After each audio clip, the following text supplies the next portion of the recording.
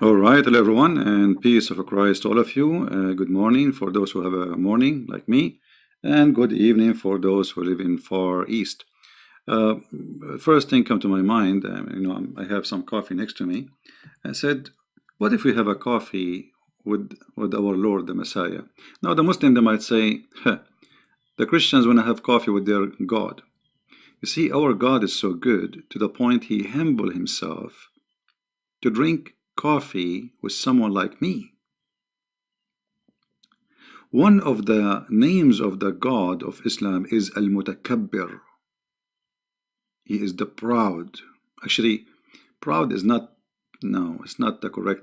Mutakabbir is somebody he show off, like he think he's so, like, I mean, when you say Mutakabbir, you compare yourself to who? Exactly. I mean, if everything around you is your creation, it's stupid of you to think this way. However, the question will be,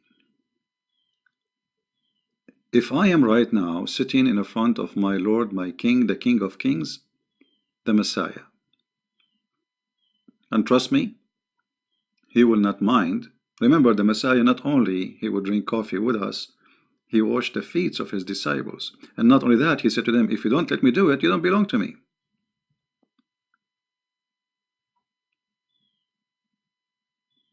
So if I am sitting right now as a Christian with the Messiah, and if you are a Muslim, Muhammadan, sitting with Muhammad or Allah, aka Allah, because we know that Muhammad is using the name of Allah for his benefit, what is the conversation will be about? What a Christian could ask Christ, what they will talk about, and what a Muslim will ask Muhammad about. What do you think?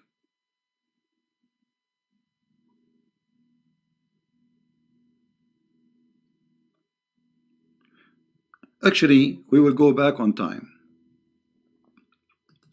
and then we see conversation happen between Muslims and Muhammad.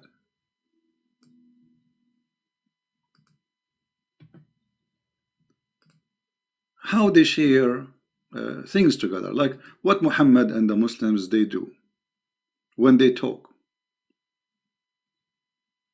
What is the conversation?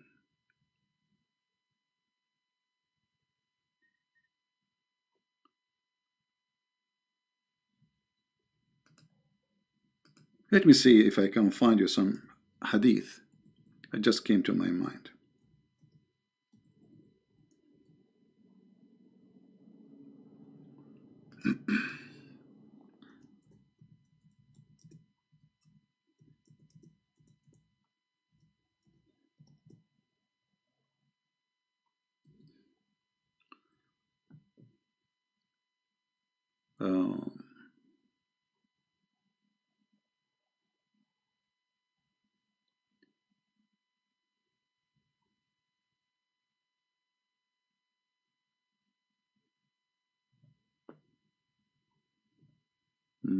I think this website will not have it, but we can try.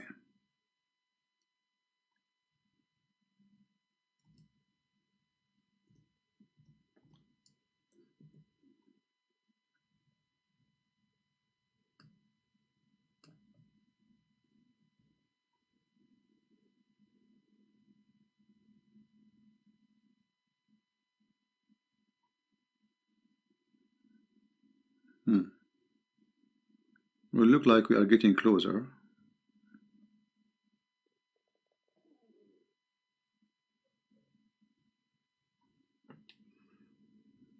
You see, I don't prepare for things. I mean, I just until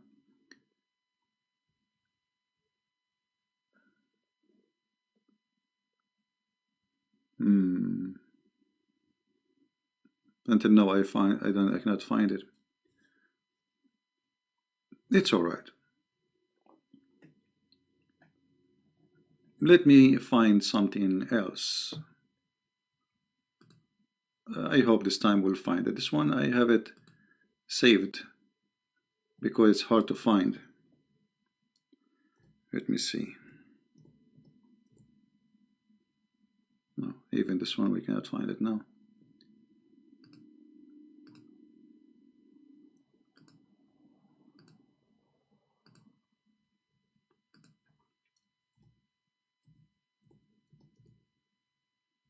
All right.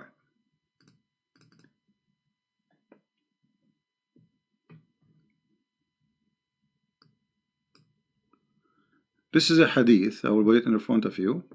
And remember, the translation is the translation of the Muhammadan.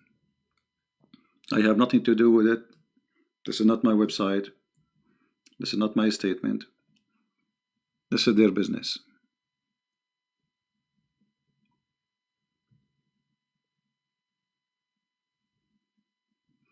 Muhammad in the morning drinking coffee with his wife. I'm not going to say camel urine, but let us assume it was coffee. Aisha said Allah Apostle in his fatal illness used to ask, where I will be tomorrow, where I will be tomorrow. Seeking Aisha turns. His wife allowed him to stay whenever he wished. This is the conversation between Muhammad and Aisha, and I don't know if he was drinking coffee or not. Why Muhammad saying in his death, where I will be tomorrow? If I am having a conversation now with the Lord and I ask him, where are you now, Lord? He will say, right now I am in heaven. Actually, every single Muhammadan agree that the Messiah, the Christ, right now as we speak, he is in the heaven. As you see, this is Sahih al-Bukhari, so they cannot play the game of weak and you know the game. See, Sahih al-Bukhari, hadith number 4450. No CP. The hadith is not Sahih CP. Aisha said, Allah Messenger, in his fatal illness, which means when he's dying, why a prophet of God who was promising heaven left and right,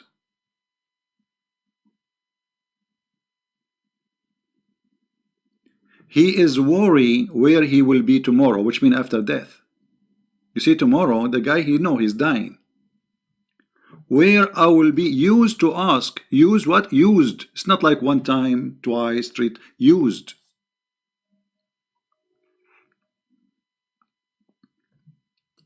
How Muhammad is a prophet of God, sure from salvation. He himself is the last one to know where he will be tomorrow.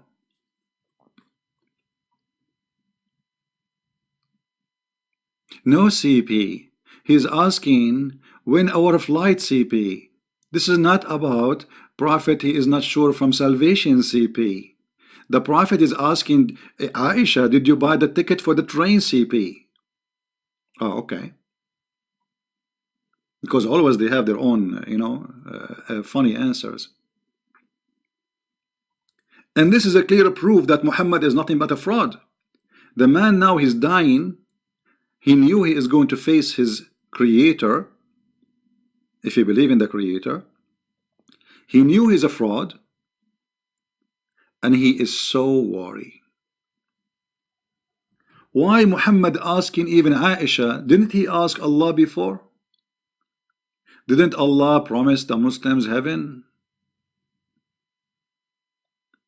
If Muhammad himself is worried about where he will be tomorrow, do we have any Muslim want to say anything?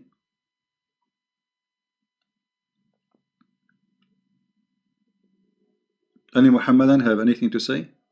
No CP. The Prophet is not worried about that CP. The Prophet, he is questioning after the Iran they shut the airplane CP. Can we fly over Tehran CP?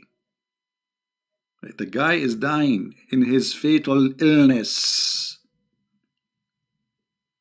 Not only that, look what it says. So he stayed at Aisha house till he expired. The Prophet expired. I think the Prophet expired long time ago. He was with her. What expired?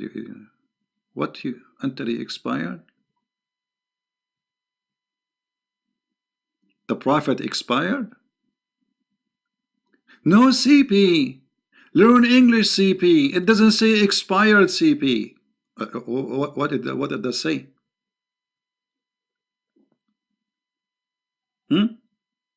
What did that say?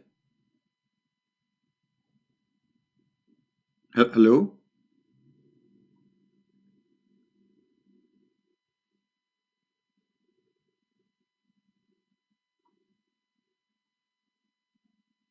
Until he expired, he died. Yeah, the battery died. So Muhammad here, he's speaking in the time of death, because they might say to you, oh, this is not about him dying. He is worried about tomorrow, where he will be in hell or in fire or in heaven. No, he was worried about his train ticket is going to be expired. Thank you, guys. I know. But I wonder why did not say the word died. I mean, expired is kind of because here in Arabic it says until he died,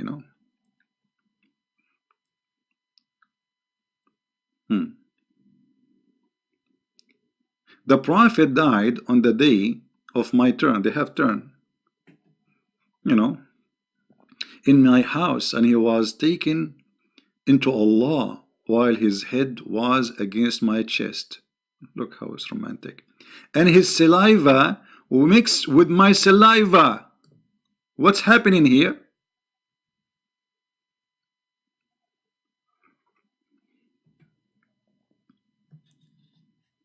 Muhammad is dying, and Aisha's saliva is mixed with his saliva.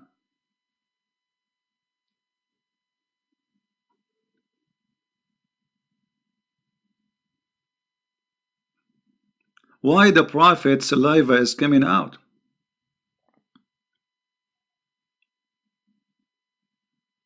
And why Aisha's saliva is coming out?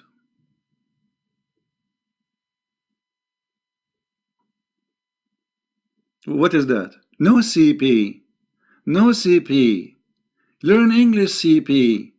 It doesn't say saliva, CP. It says Slovakia, CP.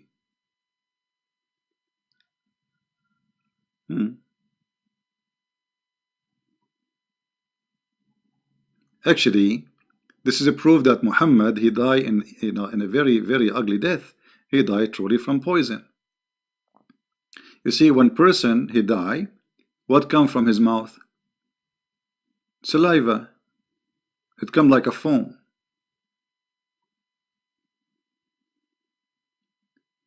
The Shia, they claim that Aisha is the one who killed him, Aisha and Hafsa.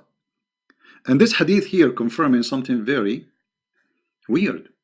She confirmed that the last thing he came from him, it was saliva.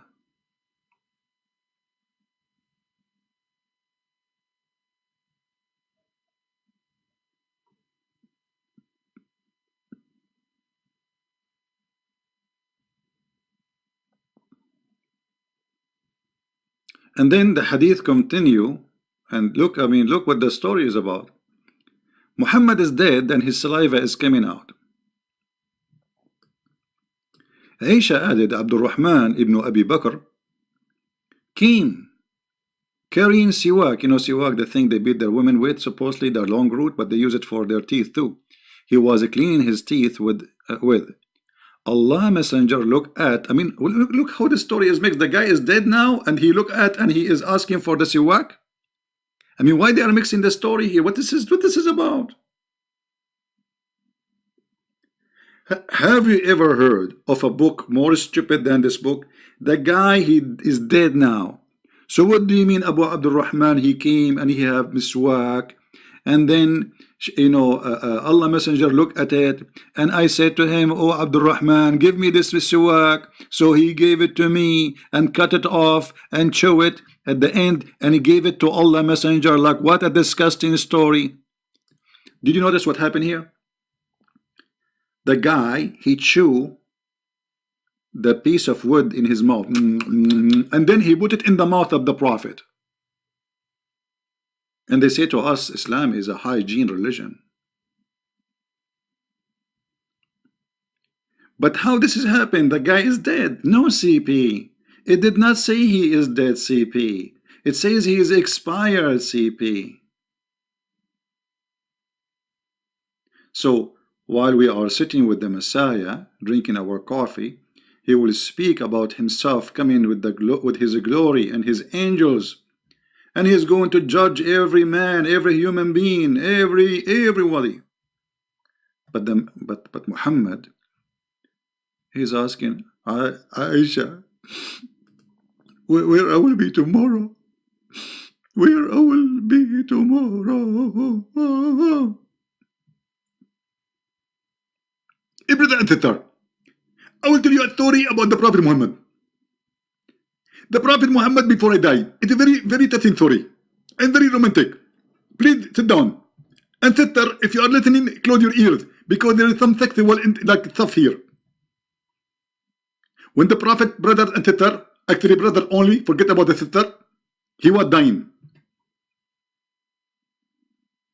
He asked Aisha, where I will be tomorrow? And the Prophet here is a questioning, very important question. What is tomorrow going to bring to him? He is in death. He's dying. Actually, in the hadith it says expired in English. In Arabic it says he's dying. And the Prophet is wondering, I wonder how, I wonder where I will be tomorrow, and all what I can see, a bunch of genie around me. I turn my head, I did not see Allah. I see the devil jumping in the top of me. Allah. What is that? A prophet of God promising millions to go to heaven. He himself, he did not know where he will go tomorrow. Brother, you get the point, brother? The brother there had the point, and I'm going to explain the point for you. So, Dr. Zakir, what do you think the point of the Prophet saying where I will be tomorrow?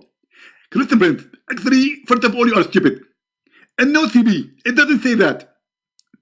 The Prophet said where I will be tomorrow because he was preparing to go to Damascus.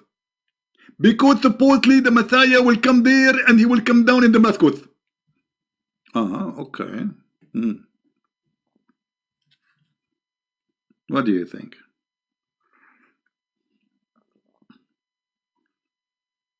This is a prophet of God. He himself is worried about where he will be. Guys, is this a good time? Is it a good time? Honestly, I have a lot of work to do, but I said to myself, let me sit with those good people who they are way better than me. So maybe we have some coffee together. I'm drinking coffee now. I'm way up since very early in the morning, but I will have some time with you.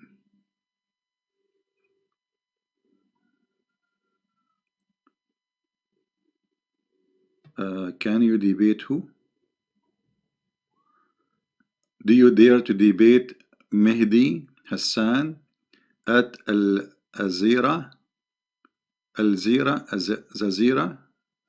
I mean, it's a Jazeera, not Jazeera. My friend, I don't dare to debate any Muslims. I'm scared. I mean, come on. Where I will be tomorrow? I mean, I open my Skype and I keep saying who's a Muslim? Any Muslim wanna call me? Any Muslim? Any Muslim? And yet, do you dare to debate? No, I don't dare. I'm scared. I'm terrified because I'm worried where I will be tomorrow. Where I will be tomorrow?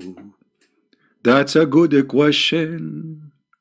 Muhammad, he feel his sorrow, and he needs some action. God is coming to take his soul, and he knew that he was a spoiled, damaged soul will end in the hell in you all who follow him. Muhammad the fool, he is worried about tomorrow. What about today? Hello? What is that? What is that? The prophet, he is not sure where he will be tomorrow.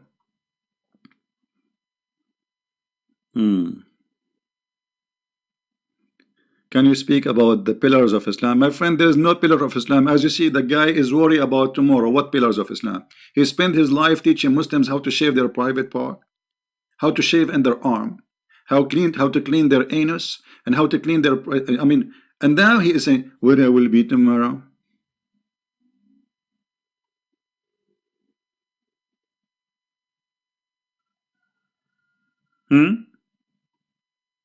Who is a Muhammadan would like to tell us where Muhammad he think he will be tomorrow?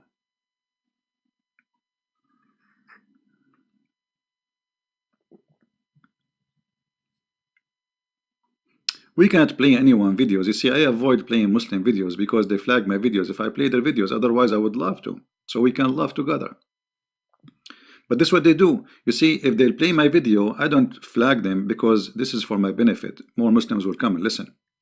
But Muslims, because the cowardness and their fear they have, the second you play a video of them, they flag you for copyright.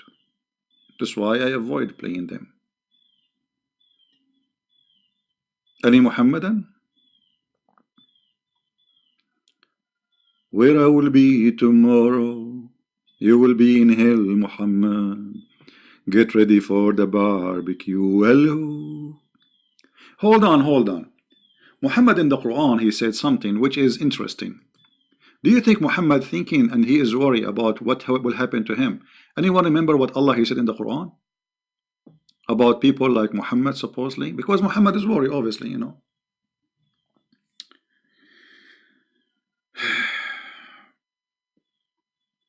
In the Quran,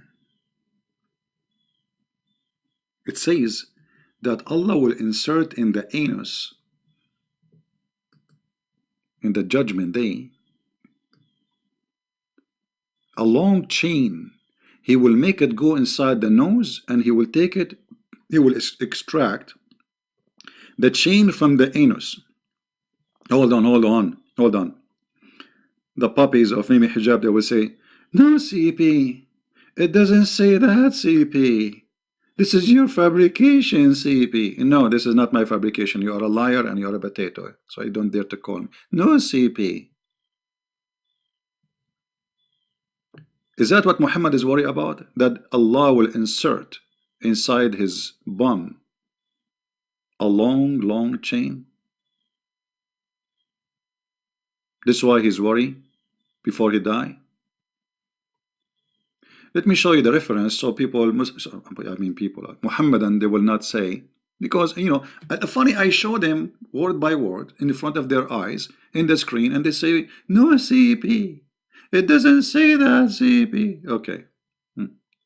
So this is a chapter 69. Even the chapter is 69. Man, what a sexual Quran. All right. Chapter 69. Verse number 32. And we will go to Ibn Kathir. I hope they will not say Ibn Kathir is a liar. Liar, CP. Liar. No, CP. All right. This is Ibn Kathir. I will put it for you in the screen. Give me a second.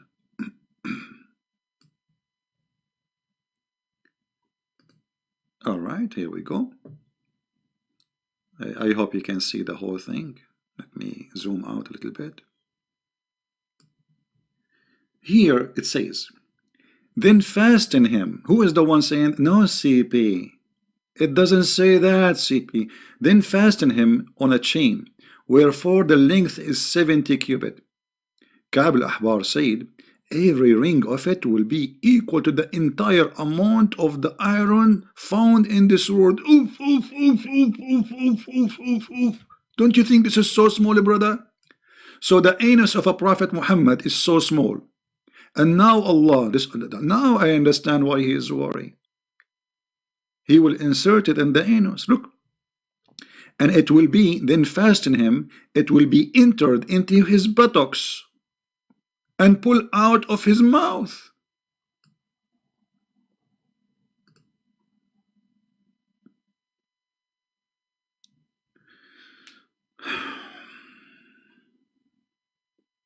Don't watch American movies.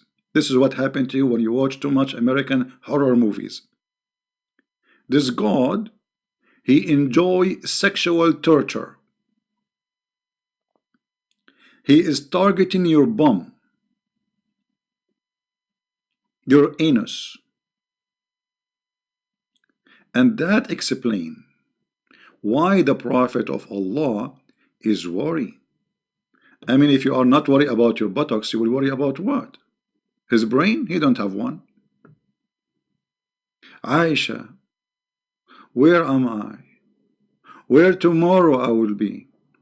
Actually, this is the same thing happened to him before. He said the same thing. He's repeating it. Where I will be. In here it says only where I will be tomorrow. In different hadith says where I will be tomorrow. But that one is not in the, that hadith is not in the time of his death.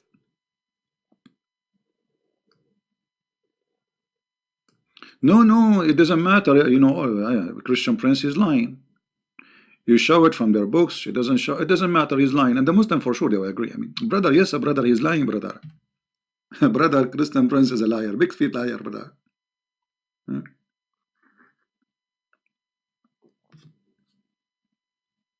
So what we understand from this hadith, that the Prophet of Allah is worried that Allah will do something to him. And look, brother, it will be entered into his buttocks and pulled out of his mouth. Well, very nice. Then they will be arranged on this chain, just like a loctus arranged on the stick. Barbecue, this is barbecue. Allah will make barbecue. And be roasted. Al-Wafi reported from Ibn Abbas, no CP. Ibn Abbas did not say that. He said, it will run into his behind. Until it's brought out of his two nostrils, so he will not be able to stand on his two. I mean,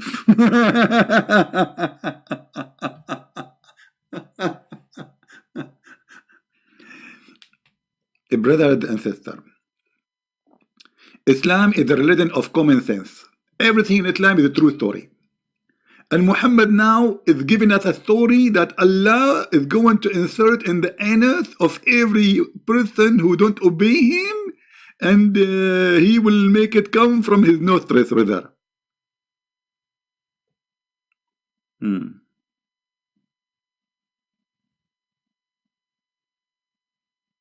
And Muhammad is wondering where I will be, CP. No, CP, where I will be, CP. And you know, if we go back, actually, if you see the description, I mean, this chain is so huge. It says here, there's this chain, if a drop of lead of this had pointed to the skull bone, were sent from the heaven to the earth, and the distance is 500-year travel, it would reach the earth before the night. If that's before the night. I mean, don't you think this is funny? If it's coming from Allah, and Allah is at the end of the world, it should take maybe many years. I mean, what is this? 100 of years. And then we go back to the story of the Prophet. Still, we are calling him Prophet. You know, we are showing respect. We have to respect the Prophet. You know, we have to admit, he's a prophet. At the end of the day, he have many prophecy. Actually, you know, I made a prophecy yesterday. It was raining, you know, yesterday. And I said it's going to rain. And you guys, you believe it or not? It rained. Yes, it was raining before I said the prophecy. And it continued raining. But there's an option that the rain will stop after I say it's going to rain. But no, it did not stop. So based on this, I made a prophecy. I made other one the other day, and it came to be true, which is amazing. I said there is many women, they will have their period. How I know that? How I know that? This is astonishing. And not only that, I made a prophecy that in Alaska, they will have snow in the winter. And guess what? They did have snow in the winter. So the prophet, obviously, he's a prophet to the point he do not know what he will be tomorrow. Can't you prophesy for us where you will be tomorrow?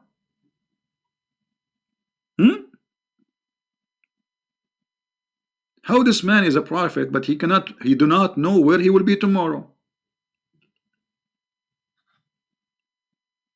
I have a solution for you. Do you think Muslims, Muhammad, he lost his mind when he's dying?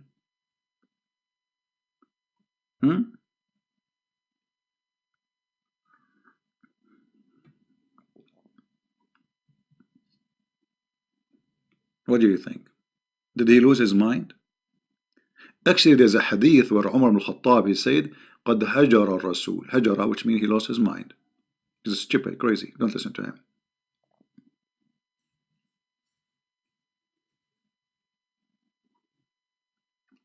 How a prophet of God, he lose his mind?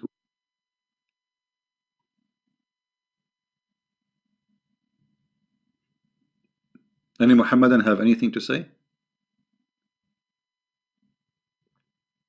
No CP.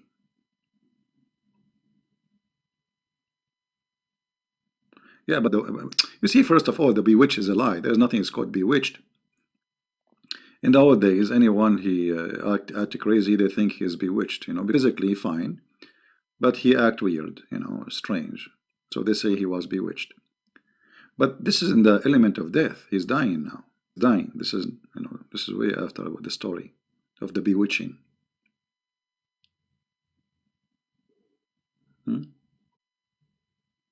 Any Muslim? Thank you, my friend. Thank you. God bless you.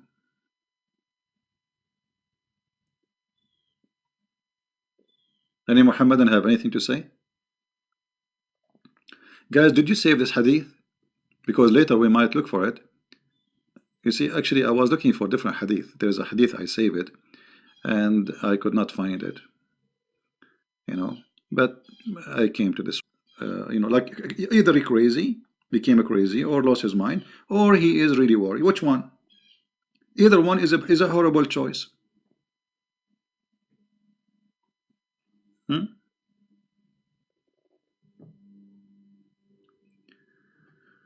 Where is the real manuscript of Surah Maryam? Muslim says that there is a gospel of John, Mark, Luke is false.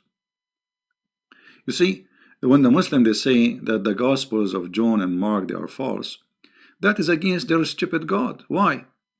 Because it says that the one who sent the gospel is Allah. So the gospel is the book of Allah. So why Allah don't protect his book?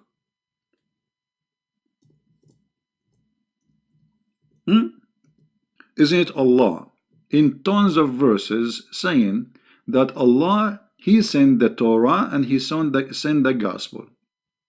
The Muslims say to you that the gospel is corrupt. That means Allah is a fufu. Fufu tutu mumu yahu. Of the book is the one who is in charge of protecting his book, no one else, because we are a human being. We die, we cannot stay forever. We don't know what will happen tomorrow after we die. Like Muhammad, the one who sent the book should be a person who protect the book. Now Muhammad, and he says to you the gospel is corrupted, he is spanking his God Lulu and Mimi, for he is confirming to us that he have a lousy God, not to protect even a book. What is salvation according to Islam in the Quran? My friend, as you see, okay, as long as you are talking about salvation, don't you see Muhammad himself, he is saying where I will be tomorrow? What salvation? What salvation? There's no salvation. This is the highest authority, the founder of Islam, he is saying where I will be tomorrow. And this is in his element of death.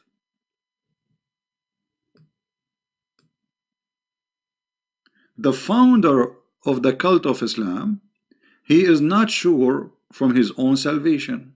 So what salvation? You see, this is not Abu Bakr or Umar or Mimi and Fifi. This is Mumu himself.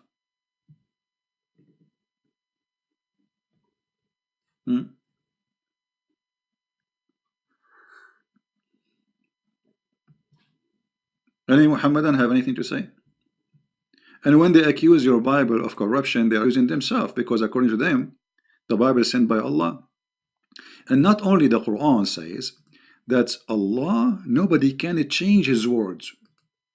The Muslim, they say, no, no, no, no, no CP. He meant the Quran CP. Oh, hold on, hold on. Hold on, CP. The verse says, and nobody can change his words, any words. Chapter 18, verse number 27. Chapter 10, verse number 64. Chapter 6, verse number 34. Chapter 4, verse number 56. Nobody can change the word of Allah. Oh, sorry, 56 doesn't say. Nobody can change the word of Allah. And as long the verses confirm that the word of Allah, Torah, and the Injil, and the Quran, and the Psalm, you know, so nobody can change the words of Allah. Here we go. He didn't say the Quran.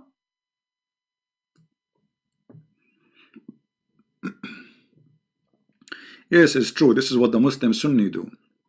When a Muslim Sunni die, they insert a very hard piece of cottons inside his anus, and because remember, you know, they believe that in the grave there is Allah will send a scorpion and a snake have 99 head.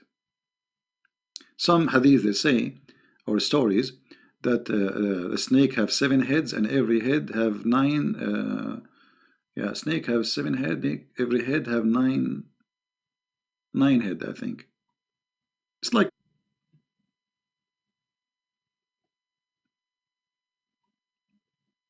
they will do play with your, you know.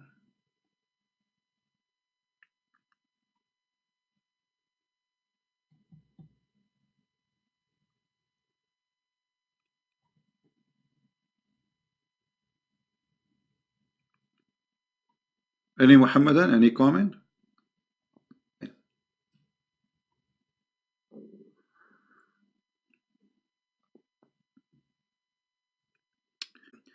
When the Quran says none can change his words, okay, isn't it the Bible is the word of Allah according to Muslims?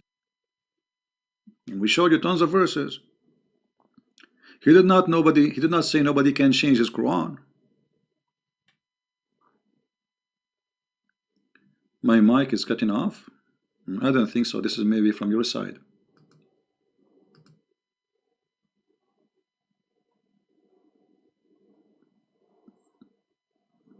I think this is from your side.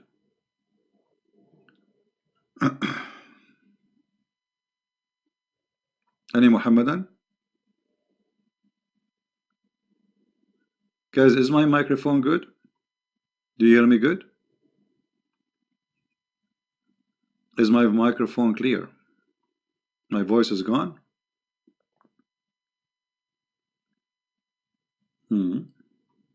I mean, no, from my side it shows that everything is good. Let me sing. Because if I sing, usually I fix stuff, you know. Like once we were taking an airplane from Tehran, and the Iranian Revolution Guards, they wanted to shoot out our plane. So I start singing, and right away the missile avoid the target. Why? Because I was singing for Allah. And I said to him, I wonder how, I wonder why Muhammad worry when he said goodbye, where I will be. You think he's crazy? You think he's a fool? You think he knew that he is a scam? Claiming to be from the Interpol? I ask Allah, what's wrong with Muhammad? Why he is not sure where he will be? And Allah never answer. Don't sing. Oh boy. Actually, I notice when I sing, I lose the numbers of people, you know, watching. Crazy stuff.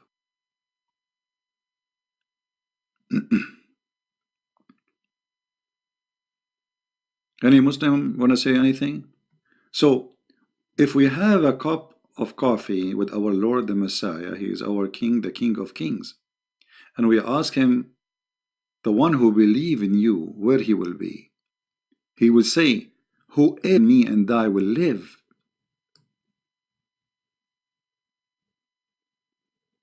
I am the life. I am the truth. I am the resurrection. I am who I am. If we ask Muhammad, Muhammad, you are dying now, where you will be? Muhammad will answer, this is in front of you, I'm not making things up.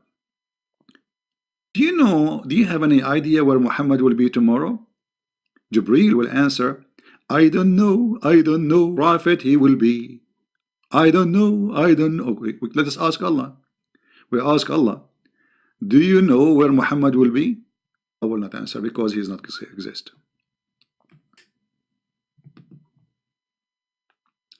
My voice is cutting. I think I'm losing.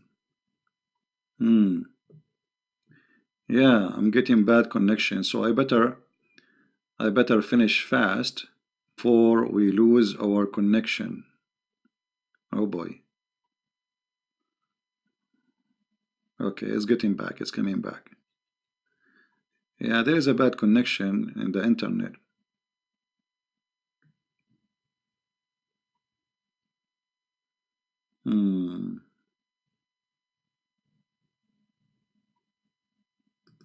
We lost connection.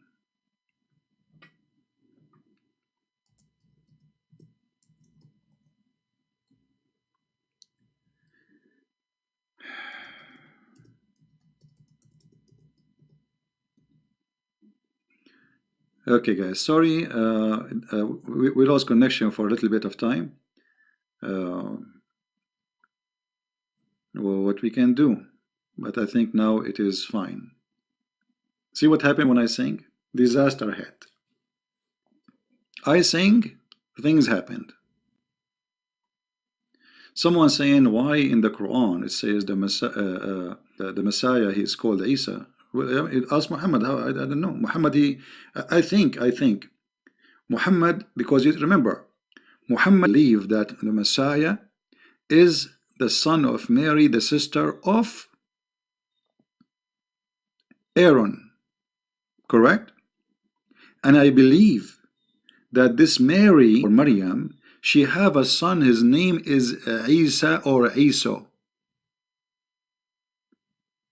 This is the only way I can come with it. You see, I could not find really any source, but the only way to come with it, that Muhammad, who he thought, as the Quran says, that Mary is the sister of Aaron, this is why Muhammad, he think that the name of the father of Mary is Imran, of the father of Moses. So mostly Muhammad, he thought that the son of Maryam, the sister of Aaron, is Isa or Isa, and that is the Messiah. This is the only explanation I can bring to you. Right? Imam Mahdi, it lies, not exist, you know.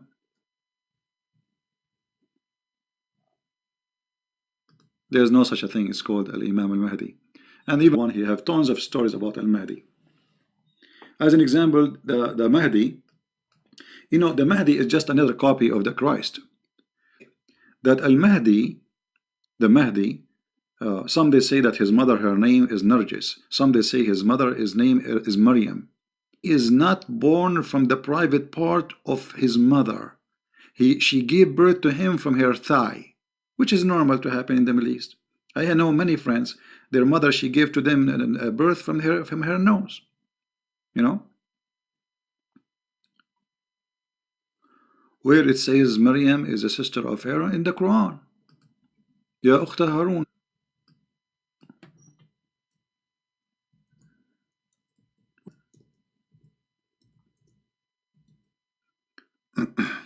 All right. So when Muhammad, he say that the Mary in chapter 19 verse 28, she is the sister of Aaron. Remember, according to the Quran, Mary, she is the daughter of Imran. And Muhammad here is being stupid in many ways. Number one, the name is not correct because the father of Mary is not Umran. Secondly, he could not pronounce the name correctly of the father of Moses and Aaron because his name is Umram. So the last letter is M, not N. So the foolish Muhammad, he thought that Mary, she is the daughter of Umran, same father of Moses and Aaron. And by the way, if you go in the Old Testament, it confirms that Moses and Aaron, they have name as Maryam. Correct? Moses and Aaron, her name is Maryam. And this is exactly the name which is mentioned in the Quran as Maryam.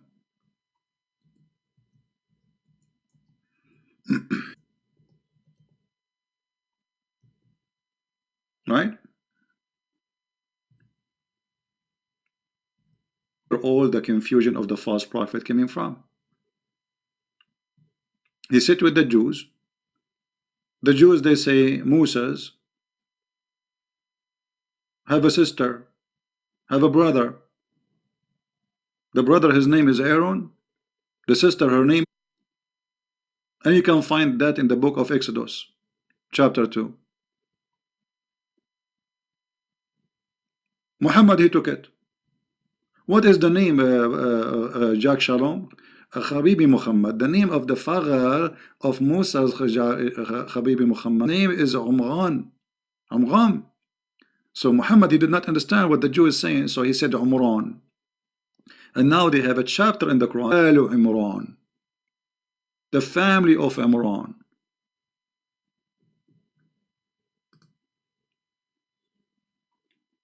Habibi Muhammad, the expert Muhammad. Muhammad, he knew everything. He knew history. He knew who was on the cross, but he did not know will be tomorrow. Where I will be tomorrow. Call me, Muhammad, call me. I will tell you where. Anyway, guys, I have things to do, and before I lose my internet again, it's a weekend time, and weekend a lot of people use the internet. So before I start losing my internet, I want to say thank you very much for being here. Don't forget to download the video with everybody. And you know, if one of you can make some graphic, what about you copy this hadith? Prophet of Allah said, where I will be tomorrow, and like I choose an image fit with the story. Like, is Muhammad saved? Look what Muhammad said in his element of death. Where I will be tomorrow. Where I will be tomorrow. You will be in you potato. And you will be fried and barbecued. Where you will be tomorrow. We know where you will be. So a foolish person is the one who follow a man. He himself is not sure where he will be tomorrow, yet he claimed to be a prophet of God.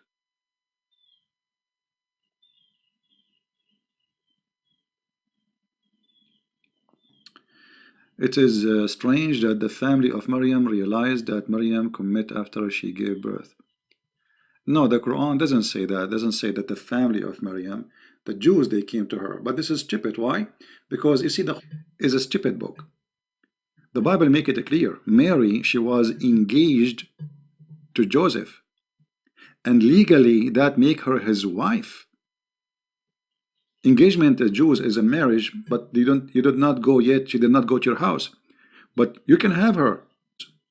It's just to prepare, like, for things to get ready for the wedding, etc. But already legally, religious, the religious marriage happened. But there is no sexual relationship. This is why the Jews, they could not question Mary. But the stupid Muhammad, he have no idea what he's talking about. Someone want to call? Is he a Muslim? Is he a Muslim, the one who want to call?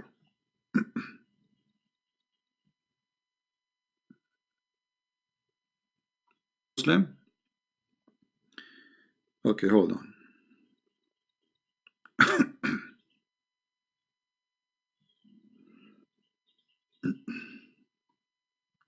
Someone calling himself not a Christian prince. Supposedly this is a Muslim guy. Okay, let us see.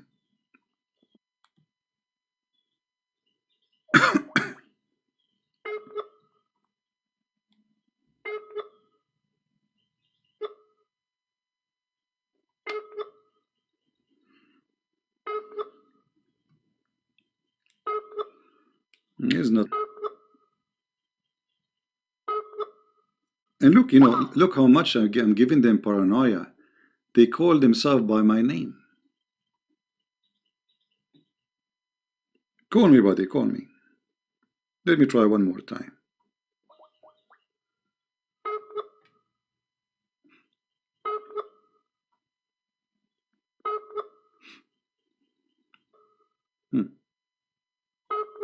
He is the same as Allah, never answer.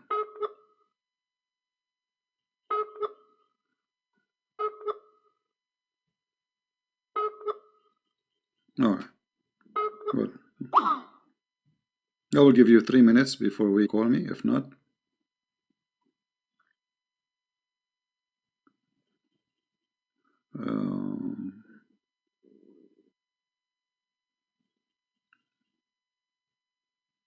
Yeah, I don't see any Muhammadan calling.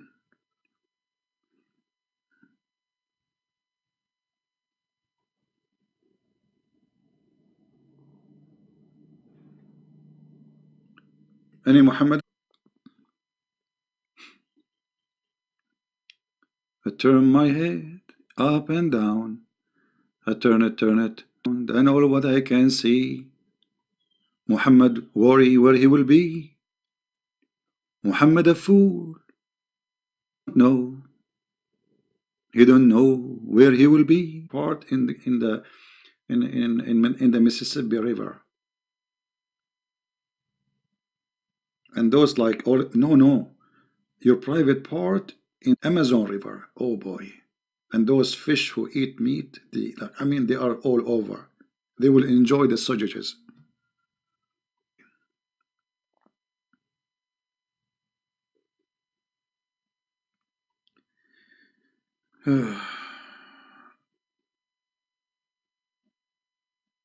He want to challenge me. He want to bring your Christian prince. So bring your Christian prince where? I mean, here we go. I'm here. What to bring your Christian prince? Bring your Christian prince. I'm here. You see, when Abdul he says to you, bring your Christian prince.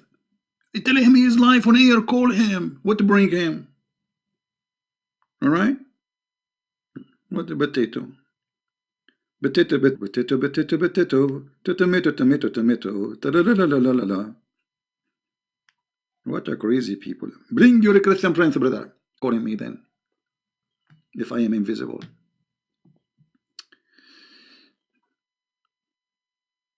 Here we go. We lost connection again.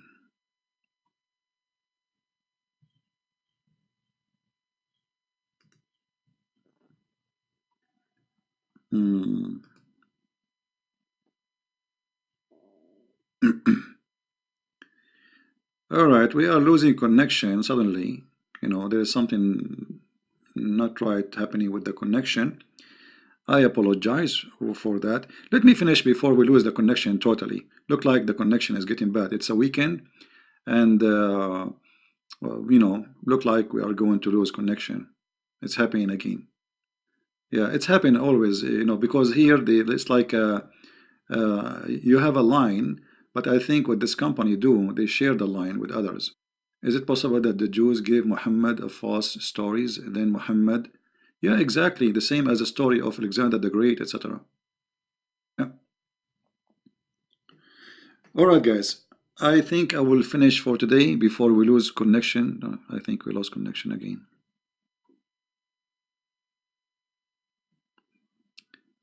Yeah, I should do this earlier before people they start getting up. All right. Please don't go. Don't go. Don't go.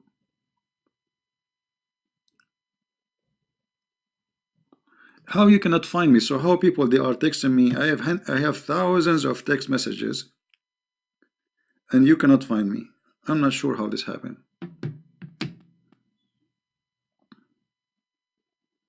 I'm not sure. Guys, I want to say thank you very much for being here with me. I have some work to do. And ask every Muslim, save this hadith before we finish. How many of you save it? Because this is a very important hadith. When a Muslim he speak to you about heaven and Islam is the only true, well, the question will be very simple. A prophet of God himself, he do not know where he will be. That is telling me the whole story. He do not know where he will be. This is about his death time. And he died in the same day. He was repeating the same thing. So how this person can be a person who bring you salvation?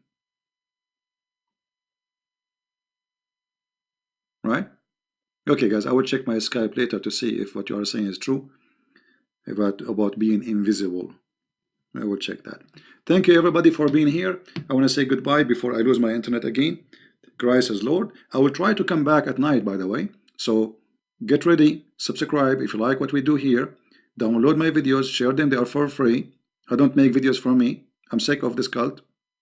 I have too much garbage all over. I'm sick of it, honestly. I wish one day I will wake up, I will not talk about it again. But somebody have to clean the garbage. And I cannot find somebody to replace me yet. But the day I find somebody can do better job than Christian Prince, I will go. But until that day happen, I'm here. And I will get this prophet busted with no mercy. For he is the devil, not Allah. Allah is just a fake name. This man is the devil. He misled millions and millions of people, yet he do not know what he will be tomorrow. You have to be meant to follow a person he himself do not know in the time of death where he will be tomorrow. Why Allah do not give him confidence? Why Allah is not telling him where he will be tomorrow? Didn't Allah told him already where he will be tomorrow? Did he or did not? Yes, he did. So why he do not know?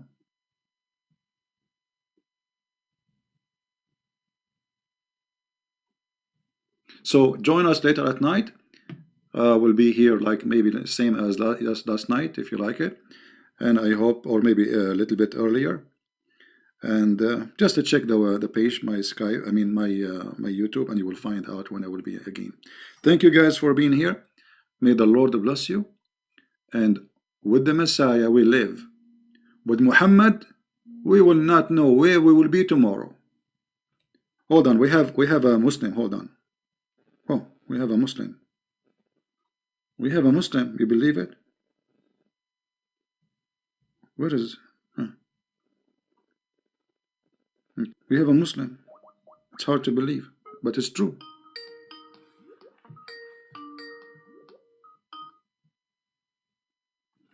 Hello? Hello?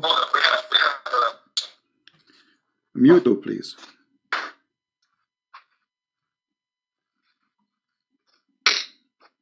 Hello?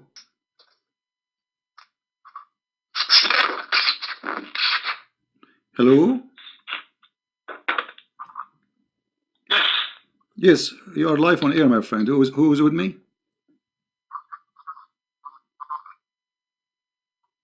Mute. Is your daddy ultimate proof? You can keep running. How are you, ultimate proof? How are you? We keep running from you. You are scary. So, ultimate proof, what do you think about your prophet saying where I will be tomorrow?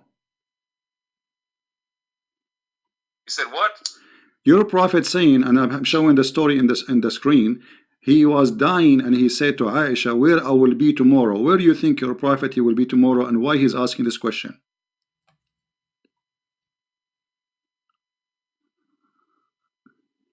First of all, these truths or not, nobody knows what they're going to be. Allah said in the Quran that the prophets will be worried about themselves. This is how Islam the prophet will say what? What can do. Sorry, I'm expecting. Let me answer a question. No. I want to be sure what you are saying. The Quran says what? I did not hear you, my friend. We cannot speak at the same time, please. Don't. You see. This is what you do. I did not get you. I did not get you. You said the Quran said what? Repeat again. The Quran said what about the prophets? The Quran said that Allah said in the Quran that He have forgiven every sin of the Prophet, past and coming. Which verse? Which verse is that? But at the same time, No. Which verse? Which verse is that? No, don't tell me same time. Hold on. Which verse is that? Let me answer your question. Which verse? Which verse is that? And hold on. No. You see, you are saying in the Quran which. So do you know or you do not know which verse is saying Allah He forgive every sin for the Prophet? Oh, you don't know the verse? I tell you, no problem. Tell me. Okay, I'm waiting. Oh, that's it. Yeah. That's all. Yeah. No problem, brother. I tell you every verse. Okay, I'm waiting. Are you searching Google? I tell you, 1 second. You want a precise verse? You know the verse exists. You asking some dumb Okay, questions. are you searching? I will answer you. Okay, give me the verse. That's right now. Which one? Brother, give me 10 seconds. 10 seconds? Yep. No problem, brother.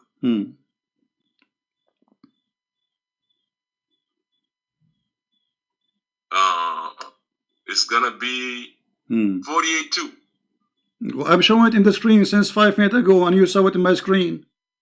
This is how this is how funny you are. Okay, so now read the verse for me. It doesn't say that Allah. It doesn't say that Allah forgives. You see. You're digressing. Let me answer your question. No, you are answering now. You are answering. We are having a conversation. The verse does not say that Allah He forgave to Muhammad his sin. Why you are lying? Read the verse. You read it. Here we go. It's in front of me. It says that may Allah forgive your sin. May Allah. He did not say I forgive your sin. Read it. He said, I have forgiven you your past and incoming sins. Where it says that? Where it says that? Where it says read it. Read it. It says may Allah may Allah forgive your sin. I said, what translation are you reading? What translation you are reading yourself? I'm asking you. I don't know. That is a translation of Hilali and Khan. Muhammad Hilali and Muhammad Khan.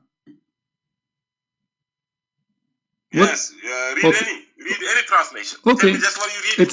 It says that Allah may forgive your sin. Okay. Now we go back. So that doesn't say that, but I will go with you. Let us say the verse saying Allah forgives sin to Muhammad. So why Muhammad asking what he will be? Why he is not sure? Yeah, because another verse says, this is what belief is about. And no need to be in this world and be certain of where you're going because you don't know what you did. Which verse is that? People don't know. Which verse? Let me answer your question. I did 10 seconds, you're going to start cutting me off. That's why Muhammad Hijab be tearing your ass up because you don't have respect to people. You complaining. I don't respect liars like you. First of all, when you say a verse, when you say shut up, listen, behave. Listen, what is the verse? Where is the verse that says that's not sure where he will be in the Quran? Yes, he said he gonna be worried about his own neck. Where it says that? Where in the what verse? Show me. Go ahead. Which one? Okay, no problem. Okay. Whatever you ask, bro, I tell you. Okay, which one? I'm asking you. This is why you let me talk too. We're having a conversation. Listen, okay. I'm not ready for every question. Give me 10 seconds. I give you the answer. Okay, what is the verse? Simple. I can ask 1 million no questions. No problem. Stop wasting time. The verse. What verse? I'm just telling you, I can ask you 1 million questions about the Bible. You will not answer right away. Okay, listen. You are giving me an answer. I want details, my friend. You say that the Quran says that Muhammad he will not be sure where he is. But the Quran says those who did good and those who believe they will have heaven, they will have rivers. So why, if this is only even for Muslims, general Muslims, so why Muhammad himself is not sure? Because Muhammad is a human being. He had a mission. To deliver a message. He did his mission. He's a human being. He sinned like people. He has forgiven and no substitute. Okay. Inshallah Rabbi. Every messenger of Allah. Inshallah. Okay. Inshallah, with the will of Allah, will be going to heaven. Okay. We're expecting that. So you are saying, okay, so you are saying the Quran, you are saying the Being Quran. humble, Listen. being humble. Okay, If you let me speak, Mr. Being humble, Mr. Being humble, Mr. Being humble. The Quran promise. If I can just finish a sentence, let me talk. You Let me can talk. shut up and let me finish a sentence. Being humble. Let me speak. Okay. What does have to do with being humble? What does have to do with being humble? And then you compare when hijab treat you as a bastard, you have nothing to say. The bastard is your prophet. He was born 4 years after his father's death, and I can prove it right now as we speak. So behave yourself, son of Muta. I did not mention your mother. Respect my mother, otherwise I will insult your mother. You are a son of Muta. This is why you are not. Mentioned your mother. You did. You just called me bastard, and the fact you are the bastard because according to your prophet, your father. Mary slept with Jesus. No, I never said that. You are a liar. This is editing of videos. You are a bunch of cowards, and you are liars. You are liars. Okay, you want to hear it? You want to hear it? Shut up, you filthy coward. You are a filthy coward. This is editing. You Muslim filthy coward people. You have no dignity.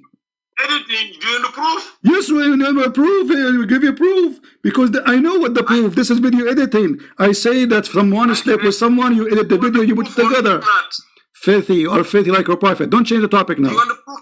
We know the proof. We knew that you are a liar. We knew. But Christians, they are here with me always, and they never heard me saying that. They knew that you are a liar like your prophet. Filthy coward, son of Muta. You said that Jesus he slept with his mother. Filthy, disgusting. Look, guys, the Quran says. You see, he changed the topic. Filthy cowards. And give a glad tidings to those who believe and do righteousness. Good deeds for them will be guarded. What Muhammad being humble? The Quran promised already normal Muslims you will go to heaven. Those are normal Muslims. Anyone who believe and do righteous and good deed, he will be in heaven. He will have garden a river. So why the prophet you do not know? And this filthy, he says, we are running away from you. You are filthy. You start calling me names. Shame on you. I did not insult your mother.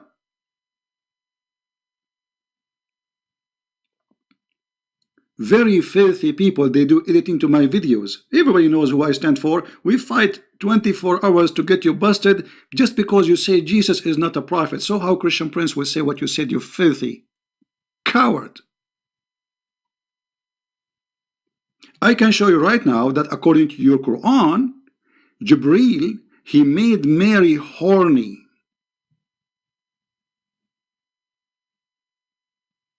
Filthy cowards. This is how disgusting you are.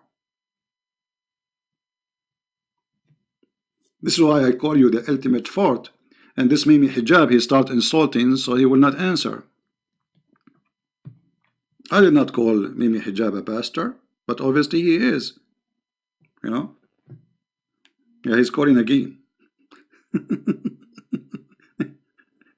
Are you going to behave or you will call names? Yeah, hello, Christian Prince. Yes, go ahead. Hello. Are you okay, boy? Sorry? Go ahead.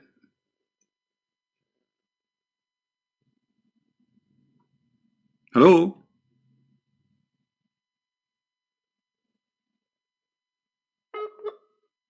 There we go.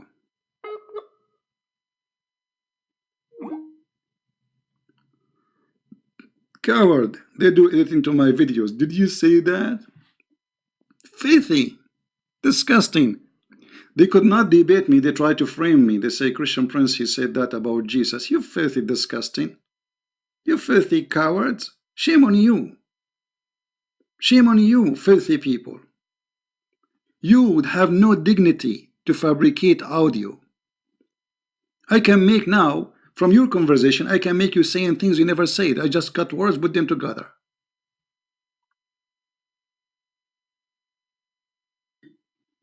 The boy is your prophet, because if he's not, at the age of 56, he will not be thinking about a girl, she is 6 years old. Ultimate fart. And as you see, the Quran did not say Allah He forgive the sin of Muhammad. It says may Allah forgive your sin. It's a wish, and this is a proof that the Quran is a false book, because if Allah is talking, why He say may Allah forgive your sin?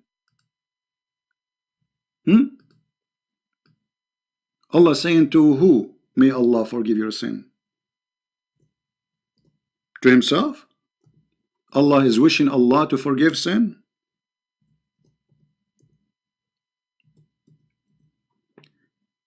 And Muhammad here is being a humble man. What humble man? The guy is dying. This is in his death, you idiot. Where I will be tomorrow? This is about being humble. This is about he's not sure. He should be saying to his wife, don't worry about me. I will be with Allah. What he was saying is the opposite. Cowards.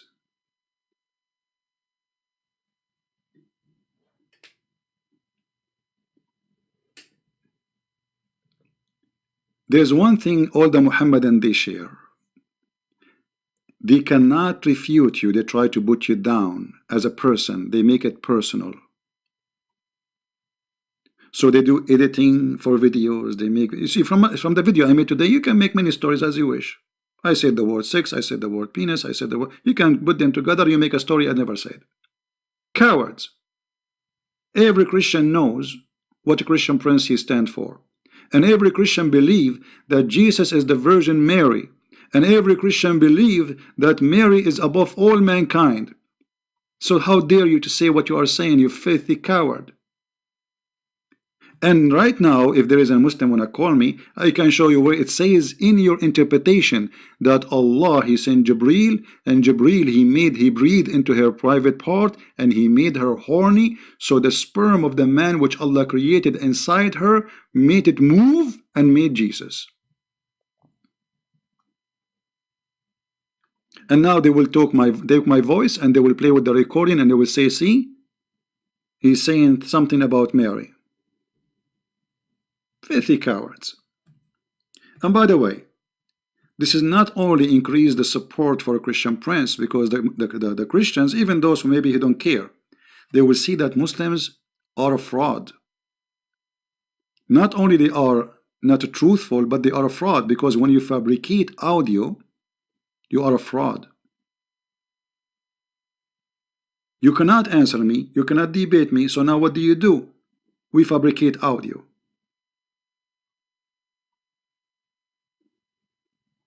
Cowards. Now, if there is any Muslim want to tell us why Muhammad, you see I was going to go, but look like our internet is fine now. Any Muslim want to tell us why Muhammad is worried in his death where he will be? And look at the stupid answer. He is humble. What? What humble? What does it have to do with being humble? So if you say I will be in heaven, you are not humble? If a person, he read the Quran and the Quran says those who do righteousness and those who believe and those who follow the Prophet, etc., they will go to heaven. If you say based on this I will go to heaven, that make you not humble?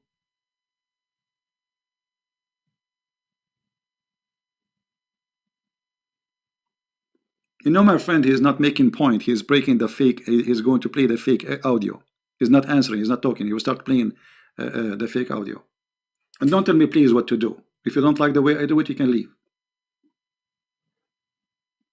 I'm dealing with those people for years and years. All of them, they are the same quality. Rarely you will find a person who is gentle, respect himself, and speak politely. And if they are not a fraud, you tell me why they fabricate audios.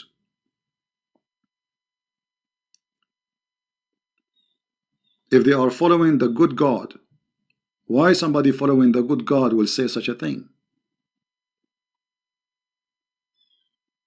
Right?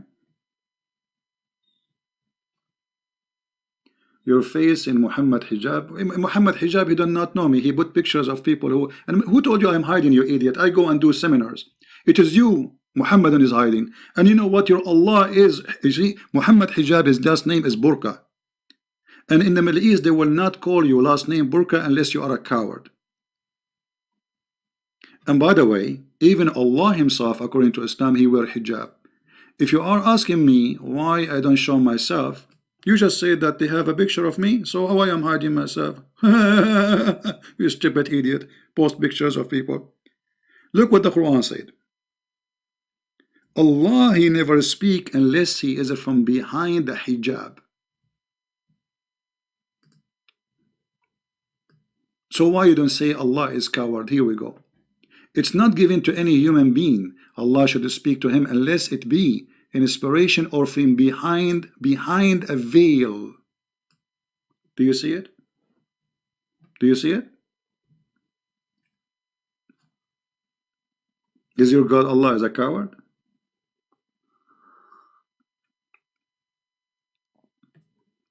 Any Muhammadan would like to call? The Prophet is humble. And Allah, he said he forgive the Prophet's sin. Where is that? And you know what? If he forgive his sin, why? He do not know where to go. And yeah, this is the guy who believed that Rashad Khalifa had the correct Quran. Rashad Khalifa, he cut the Quran pieces. He said there's a corruption in the Quran and he deleted verses. If there is any Muslim would like to call? Filthy, trashy. You know, look what they did with the apostate prophet. Did you see the videos they made for him? The same story. They start to, you know, they try to humiliate him, make it personal. They could not answer him, so they start saying he is having sex with his sister. He liked to have sex with his mother. I mean, very filthy, trashy people. Garbage. Can you believe it? The guy, he don't believe in Islam. Why you go to that level? Because simply this is their level. This is how trashy they are. Let me show you the post of Mimi Hijab. Hold on. I think I still have it, maybe. I posted it in Facebook.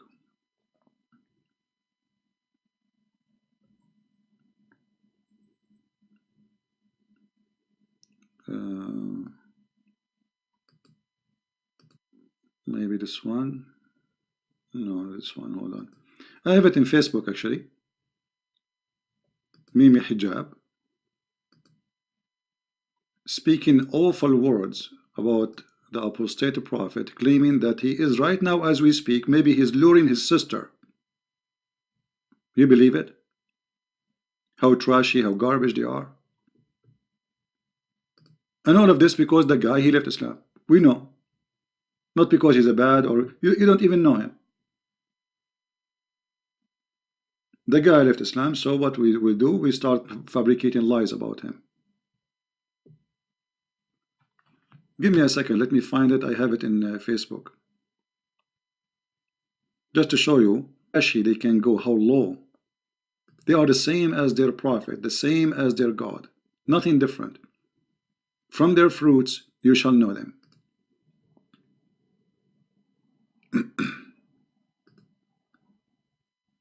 I'm going to go to my Facebook page and grab the images. And by the way, the video I made for Mimi Hijab about him cutting my videos, audio, reported by Mimi Hijab as hate speech. And Facebook, they send me like we are going to delete your video. Do you have any response, whatever? So I respond, this is no hate, watch the video please, etc. And Mimi Hijab got busted and the video is back. This is how coward they are. I don't even flag them speaking against me, because that will bring me more people here. Make as many videos as you can. More Muslims will hear about me and they will come and they will see the truth. Let us see.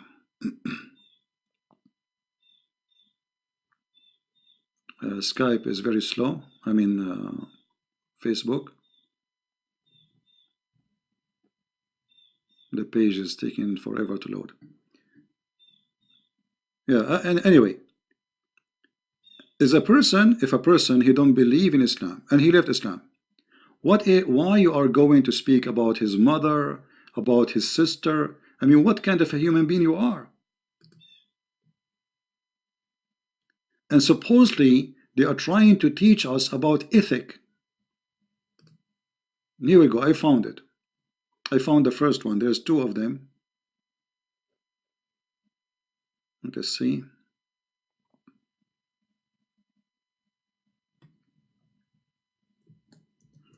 Here we go.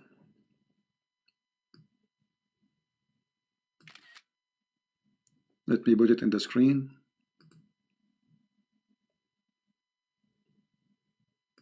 So everybody will see what is the level of this kind of people.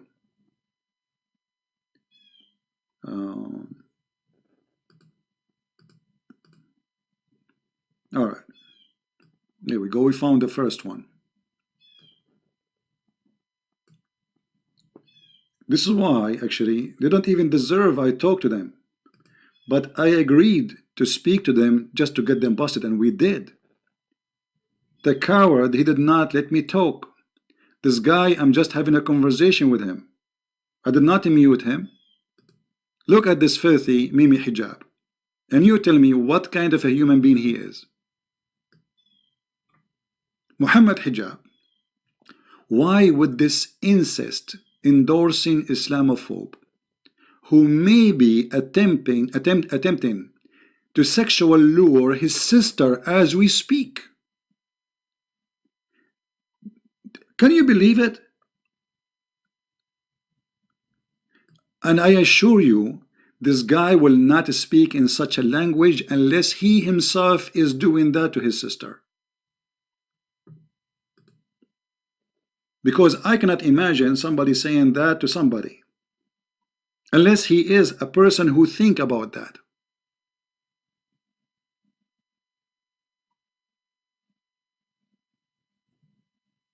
And the coward, by the way, he deleted this tweet, but it was too late. People copy it and post it around.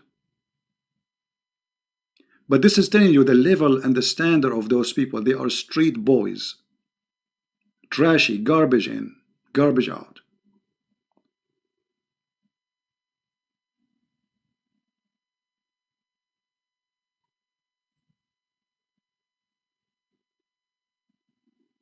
There is other one. I don't know where I can find it. I will try to find it where he said something else too. Not only this. I mean, this guy, he said, but it's good to copy their garbage so later they can get busted. Let us see. I think this one here. Okay. No, this is a different one.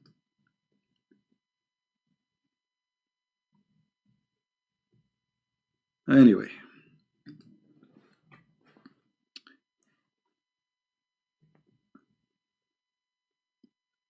the second you start attacking this cult, they will launch a war against you as a person.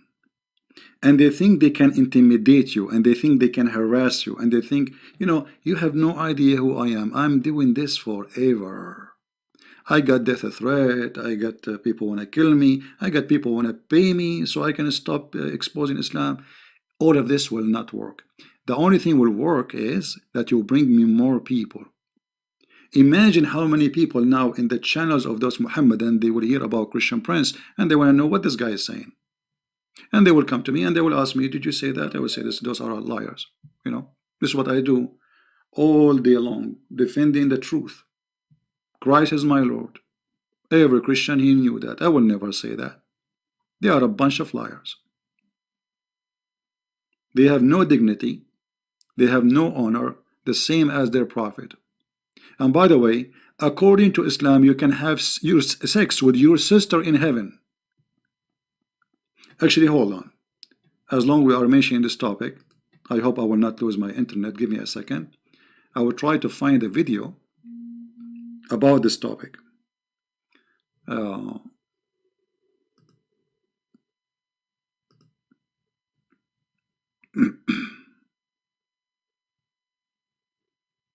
Let us see.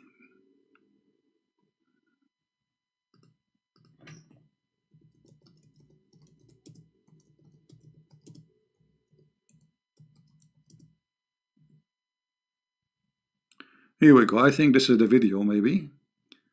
Let us see.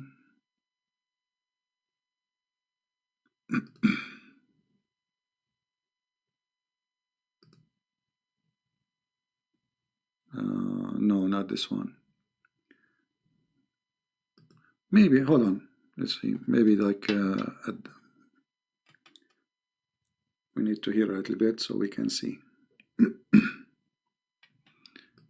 I will try to find where exactly those Muhammadan they called.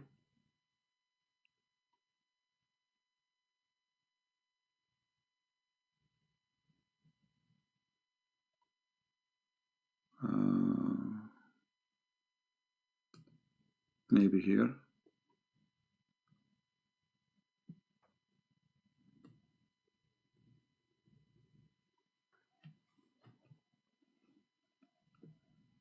For some reason this video have no sound. I wish Muhammad at that time he have a camera so we can watch him live. I will be the... No, not this one. Hold on.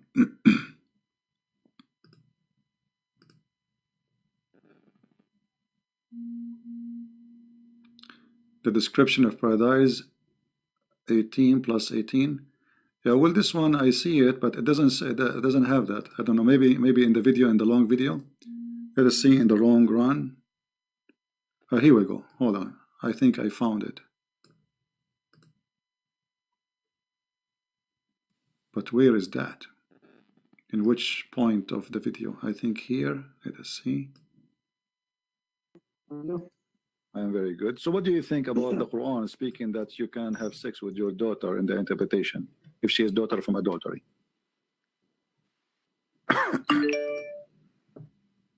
Where's the hadith? You are the person who speak Arabic. You are perfect. It's in front of you. This is the chapter of 25, verse number 54. And this is Tafsir al-Qurtubi, as you see in the screen. Jami'u al-Ahkam al-Quran al-Qurtubi. And read with me. Here we go. Read it. Now this guy is a Moroccan. He speaks Arabic. And he's calling to defend Islam. And those liars, they say, CP is lying, CP. Is lying. Islam is the religion teaching that you can have sex with your daughter if she's a daughter from adultery, not from marriage. You speak Arabic, you are Moroccan. You are Moroccan. Okay.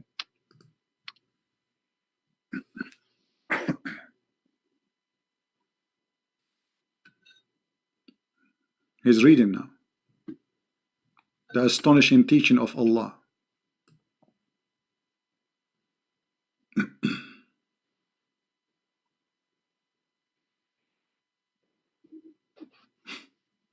What you will say? You have nothing to say. Silence. To read this is just 4 lines.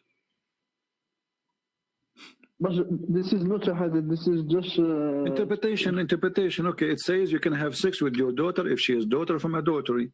Why you Muslim believe in that?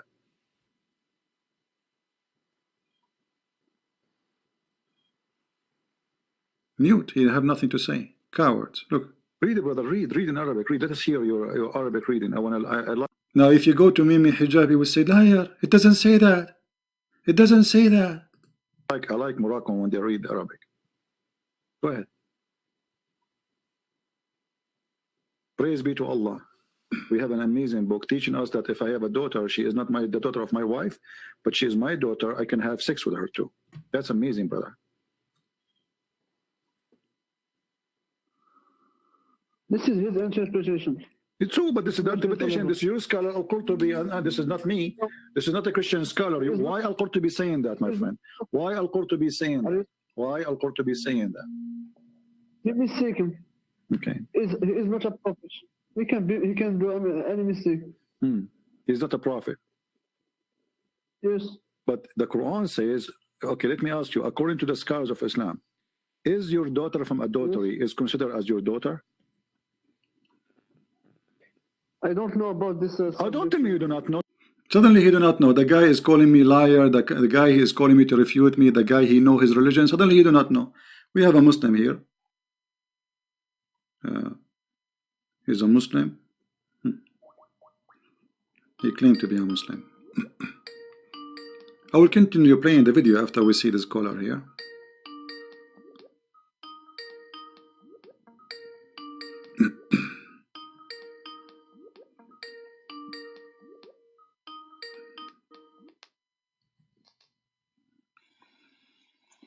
Hello? Yes. Salam.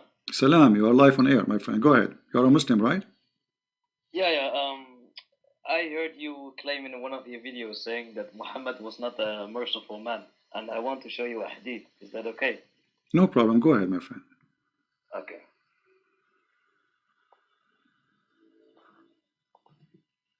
I will send you the hadith. No, just read it for me. I know all the hadith.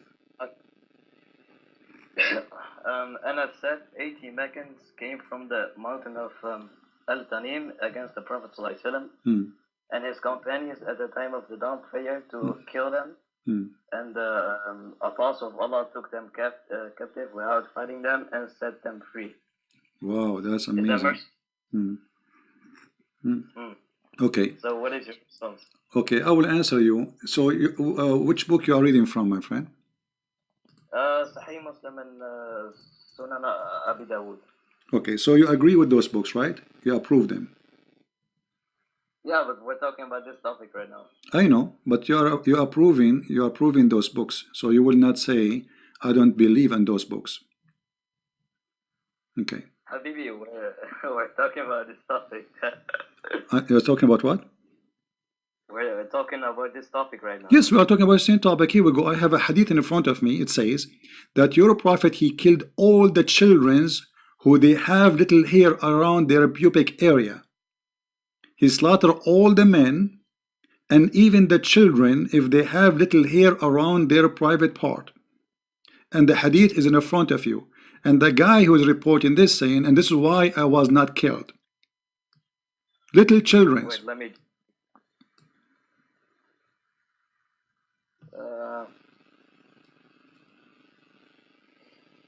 me read it. I was from the topic.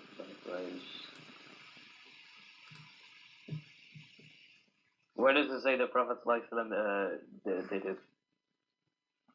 He's saying the way, this is why I was not killed. He killed everybody. Don't you see it, my friend? Yeah, but Muhammad didn't kill them. What do you mean? It doesn't say Muhammad killed them. Okay, so who is the one who was killing them?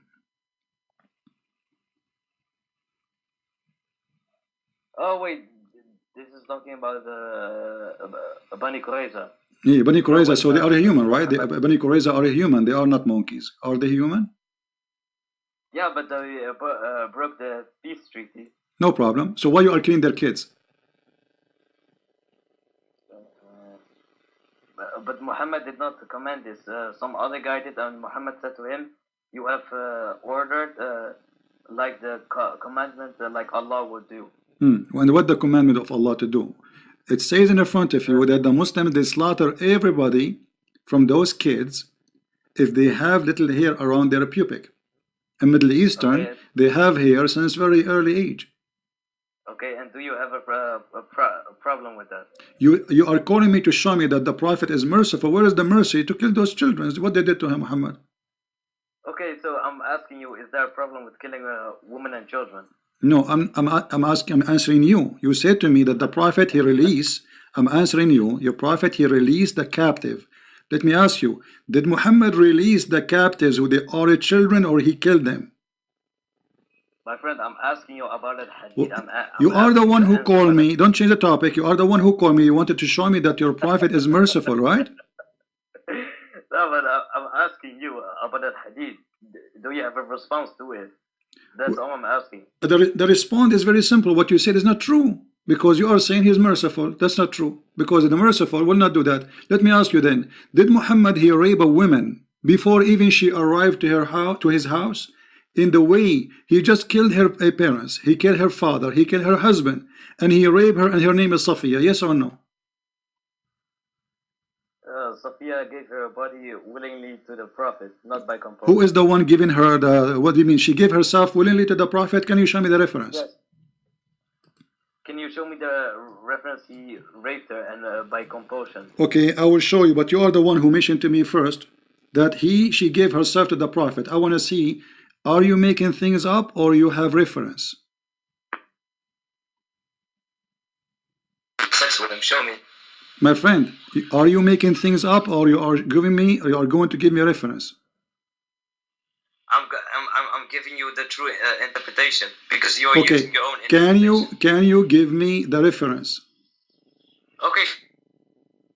Raped her. Show me. What? Show me the reference when he raped her.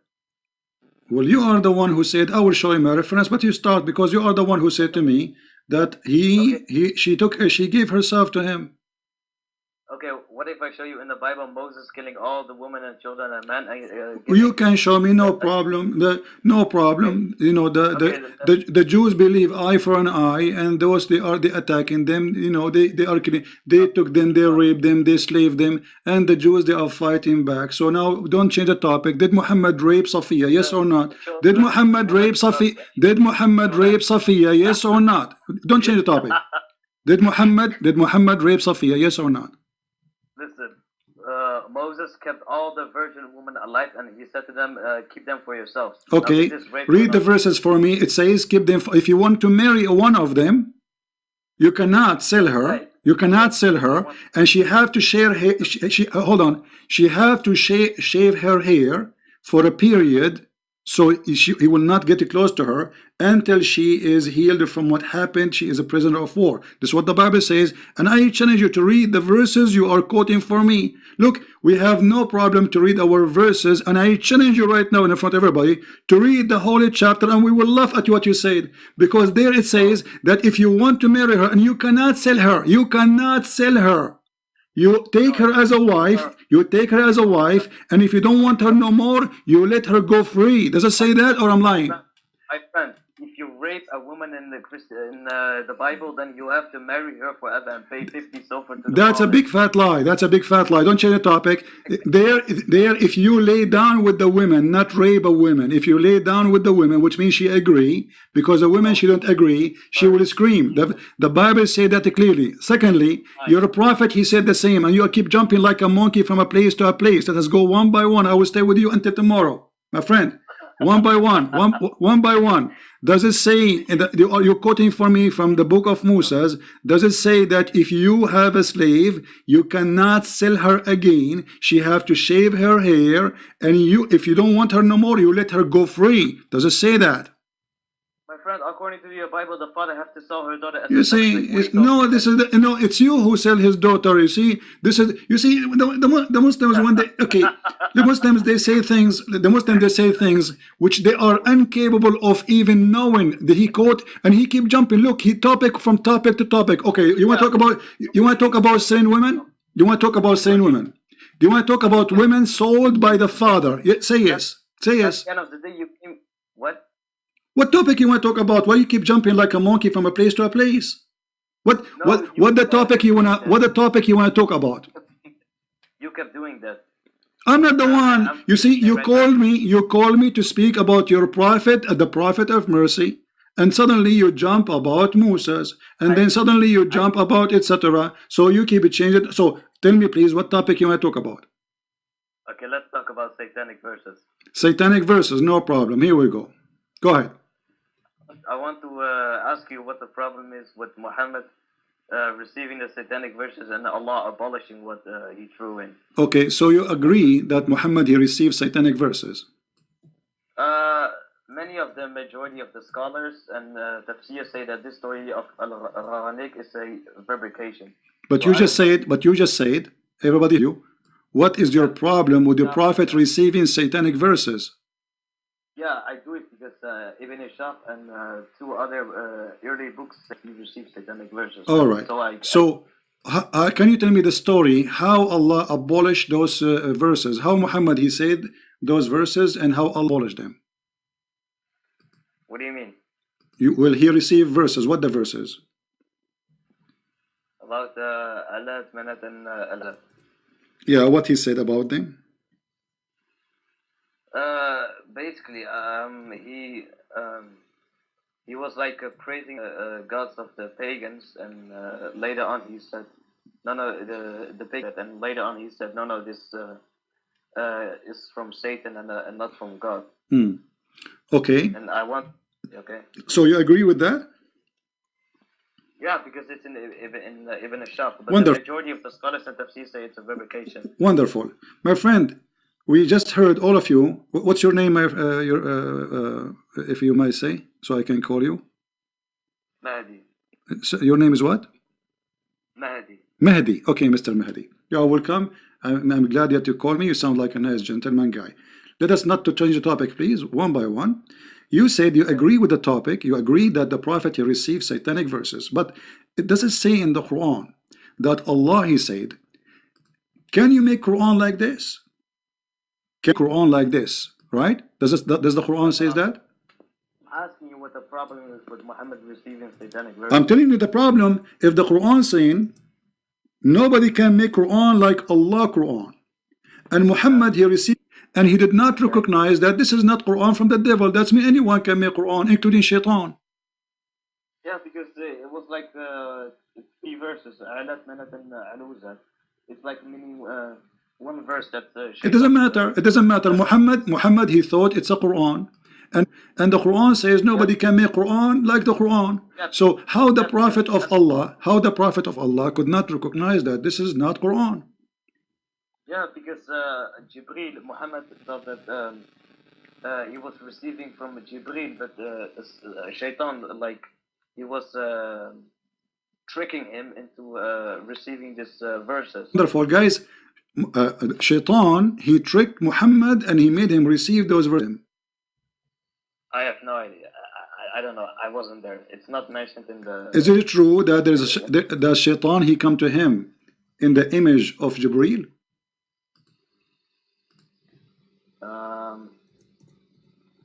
I would like you to show me the source from Ibn Ashaf or any early book. Okay, but you never heard of this story before? Yeah, I did, but maybe it's true. But I just want to hear your problem with the satanic verses, since Allah okay, no problem. Listen, as long as you are the one who agreed that Muhammad he received satanic verses, and you heard of the story that Jibril or Shaitan he came in the image of Jibril, right? How and what is our guarantee that not all the Quran is a image of Jibril and he's Shaitan? What is our guarantee that the verse is saying that Allah will abolish the Quran, which is from Shaitan, is not from Shaitan himself? Because the message of the Quran is to worship the God of Abraham, Isaac, and Jacob, the one God. Okay, no problem. But you know, if you worship wrong worship, still you are not the true God. As an example, you're a prophet, he kissed black stones. You Muslims, you claim that you are not pagans. Well, is that from Shaitan, kissing the black stone?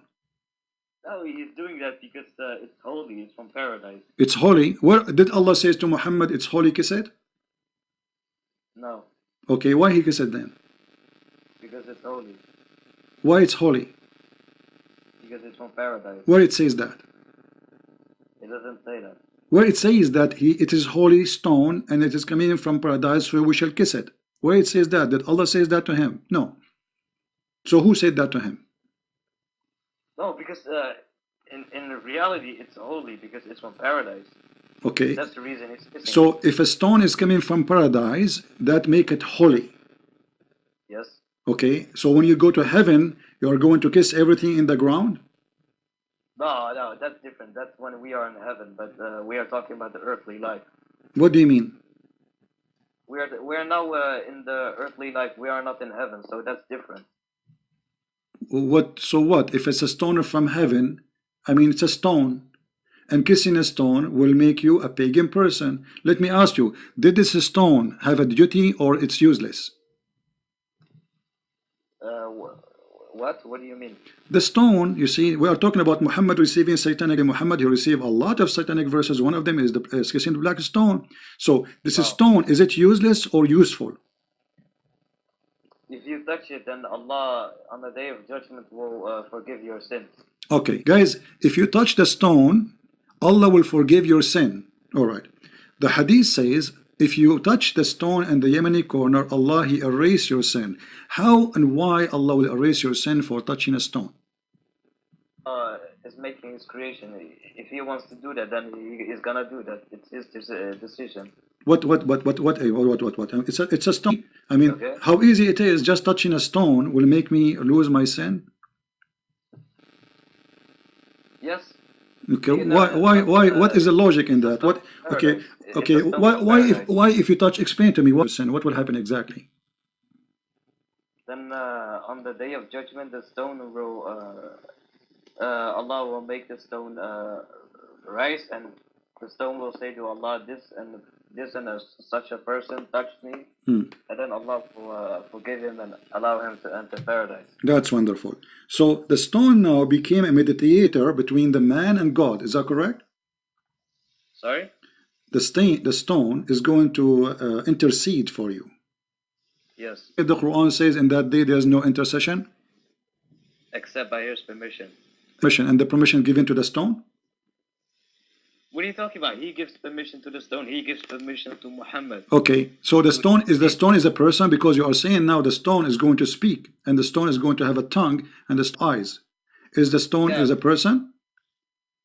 According to the Quran, our hands and feet will also speak. Don't change topic, because you said the stone is going to have tongue and is going to have eyes. Yeah. Huh? Yeah, for Allah says in the Quran that our hands and feet will, on the day of judgment, will speak. And maybe this is metaphorical, but the stone literally is going to speak, no, correct? It is not. Okay, not metaphorically, no problem. Okay, no problem, not metaphorically. So the stone is going to witness for you in the day of judgment. Witness to whom? About what? Isn't Allah knowing everything? Oh, my friend, that is very stupid of you to say. I can raise 1,000 questions for you if you... No, we are talking about making satanic verses. What is my guarantee that this stone story is not from Shaitan? Let me show you something. Did Umar al-Khattab, he say that you are a useless stone, there's no harm and there's no benefit from you? Did he say that? You said if Prophet would have not kissed it, I would have not used it. Thank you very much. But he said, you are a useless, harmless stone. Yes or not? It is not useless. He said that. He said you no doubt that you are a stone, can neither benefit anyone nor harm anyone. Did he say that or not? That is not true. It does benefit. So you are saying Umar al-Khattab, he did lie? No. Okay, if he no, well, he said the hadith in front of me and you speak Arabic. Yeah, but that's Umar ibn Khattab. That's not the Prophet. Okay, but if Umar al-Khattab saying something not true, it's a lie then. No. What do you mean no? Either you agree with him or you don't agree. No, did he tell the truth when he said that? Did he tell the truth when he said that this stone is useless? Yeah, he said that, but the Prophet ﷺ did not say that. Okay, so the Prophet contradict the teaching of Umar al-Khattab, correct? The Prophet's teaching contradict the statement and assumption of Umar ibn Khattab, yes. Okay, so Umar here was lying. No. What he was doing? He made his own assumption. Okay, how a prophet all this time he thought that the stone is useless, and now he is practicing kissing a stone, yet he knew it's useless. Why? How come none of the Muslims says to him, don't say that, it's useful? Because the stone, it's literally a stone. It will benefit us, but Umar ibn Khattab wasn't talking about this benefit on forgiving sins on the day of judgment. He was talking about the benefit of that the stone is like a stone. It doesn't do anything to anyone. Okay, hold on. He is saying, unless because the Prophet, he kissed you, I'm kissing you. He is saying you why he is saying it's useless. Kissing you is useless. So this is about now and later. You is useless. But you said the one who touched the black stone is going to witness for him in the day of judgment. Umar al-Khattab is getting your Prophet busted, saying it's not true. It's a lie. It's just a stone. No, he's making his own assumption. He is making false assumption, correct? His assumption is not true, no. Yeah, it's a false assumption. So let me go. So if we go in the Quran, it says that Allah is going to delete what shaitan he put in your mouth. What Allah will delete exactly? Everything shaitan through verses. What everything? How we will know what he will delete? How we will know that this verse itself is not from shaitan? Because Allah will delete everything. Okay, but how we know? How we don't? If Muhammad here is receiving already satanic verses, that means it's possible. It's possible Allah is not really protecting Muhammad. Do you agree? Because if Allah protecting Muhammad, then receive satanic verses. Because in the verse 52 it says tamanna, which means desire and not recite. That's one thing. And another thing is when we look at the message and the teachings of Quran, like Allah says, do not oppress the orphans, teach them good, be good to your parents. None of this can actually come from shaitan. When shaitan reveals verses, he obviously is going to make disturbing teaching. Disturbing teachings with false messages like worship the pagans. Okay, so you are saying to me, if we find disturbing teaching in the Quran, that will make it satanic, correct? My friend, I'm asking you, if we find a lot of good teachings in the Quran. Well, shaitan, he will deceive you. Satan, he will deceive you. As an example, Satan, he might come to you and says, I am, like now, let us say, if I asked you, is the Ahmadiyya as Muslims? No, of course not. Okay, so, but the Ahmadiyya, they speak, the founder of the Ahmadiyya, he's claimed that he is the Messiah, he claimed that we should do good, we should do righteousness. How we go? So your logic is not a true logic, because here we go, this guy, he never said go and kill. Actually he's better than Muhammad. He never says go and rape and kill. He says do righteousness, go give donation, etc. This is the teaching of Ahmadiyya. So if we compare between the Ahmadiyya teaching and Muhammad teaching, Ahmadiyya will win. Yet you claim that the Quran is the book of God because there is right teaching. Let me ask you, according to the Quran and the interpretation of the Quran, can you have sex with your daughter out of marriage? Doesn't the Quran make a long verse saying, forbidden unto you are your fathers, sisters, and etc., etc.? Right. Making incest forbidden? Correct. But the Quran too says وَجَعَلْنَاهُ نَسَبًا وَصِهْرًا, and this is the interpretation. Actually, before you call. I don't care about interpretation. I care about the facts about Quran and Hadith. You don't care for the interpretation. That is very good. So, if we ask you who is going to give interpretation, me, you? Sorry? Who is the one will give us the interpretation, the correct interpretation for this verse? You said, I don't care for interpretation. As long it doesn't contradict Quran and Hadith, then it is okay. Okay, my friend, it doesn't contradict the Quran because it says, have sex with your daughter from adultery, not from marriage. And the Quran says, وَجَعَلْنَاهُ نَسَبًا وَصِهْرًا. Everything, okay, according to Islam, let me ask you, according to Islam, if you have a son or a daughter from adultery, can she carry your name? What does that mean? Can she carry your name? Which means she can carry your last name. She can be accepted by you and society as Islam, according to Sharia law, that they are your sons and your daughter. If it's in the Hadith and the Quran, then yes. No, according to Islam, and I challenge you, if you have a son from adultery, he cannot be your son. Even your prophet, he said that الولد للفراش والزاني للحجر. The one who is the son of adultery, he will be considered the son of the one who owned the bed, not the real father. Do you agree? Habibi, I would like to get back to the topic about. We are in the topic. We're on the topic. We're on the topic. So you agreed and you admitted that the interpretation of Islamic scholars agree that you can have sex with your daughter. Yes or no? Okay, it's in front of you. Read it for us. Okay, read it for me, please. Read it for me. Here we go. It's in front of you. This is Tafsir al-Qurtubi. I would like to get back to the topic, please. We are back in the topic. This is disturbing teaching.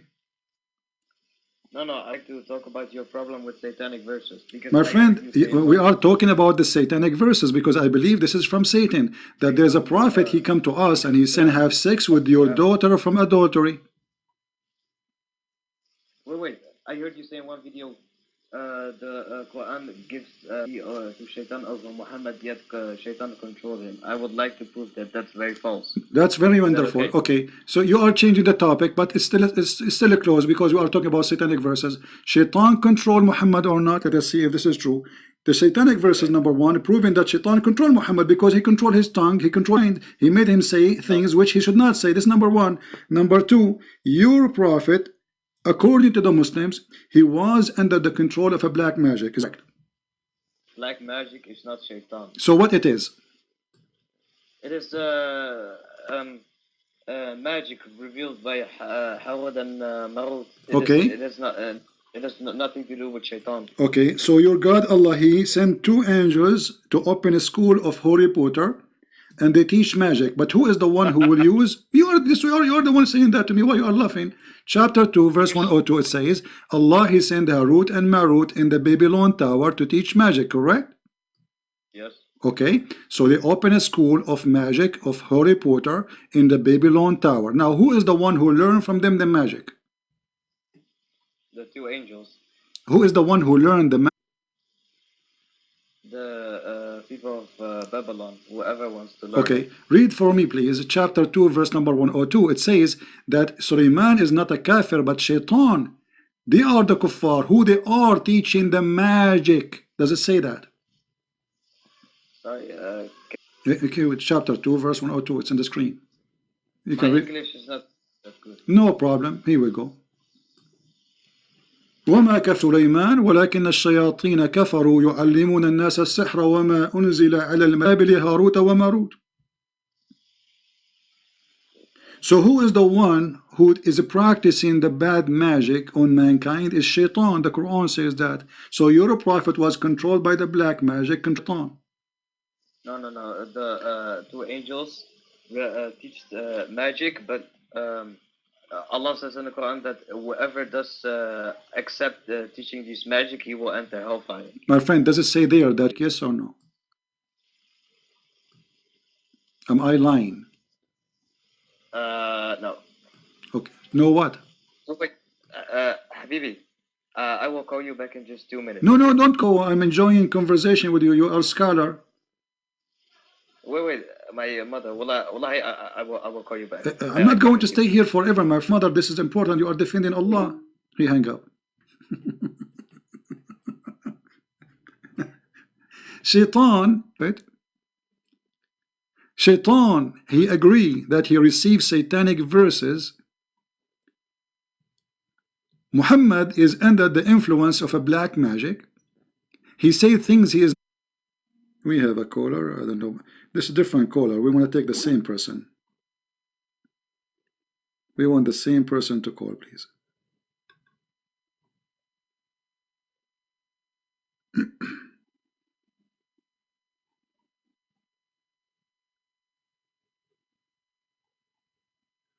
Please don't call until the guy he calls, he will call back. Let us see if he's a man who keep his promises.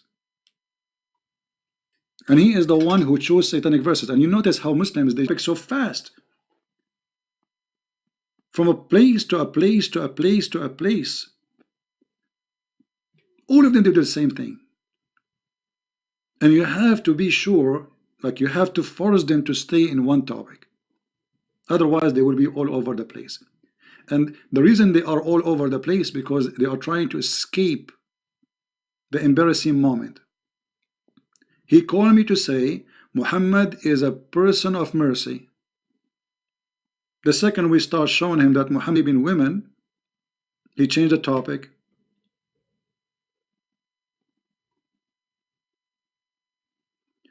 My voice is on and off.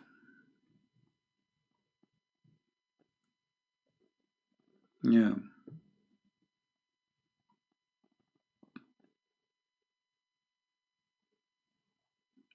Yeah, I apologize. My voice is on and off because the internet is bad. So you have to be. Here we go. He's calling back. Look like he is keeping his promise. That's good. Hello? Hello? Yes. Yes. Okay. So my friend Mahdi, thank you for calling back first. Now your prophet is under black magic. Black magic is what it is? Is it an evil thing? Like handwork of shaitan. Okay, it's a work of shaitan. That's wonderful. So by the work of shaitan, Muhammad was controlled. How shaitan was controlling Muhammad according to you? No, black magic. It was controlled. It was okay, but the black magic. Why is it okay? Is this magic is good or evil?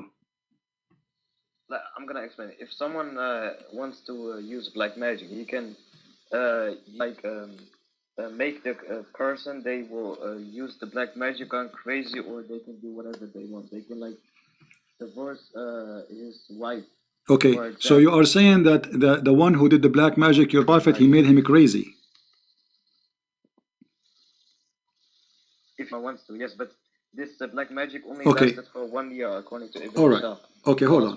So you're a prophet according to you. Okay, my friend Mahdi, you're a prophet. He became crazy because of the black magic, and you are the one who said they can make you crazy.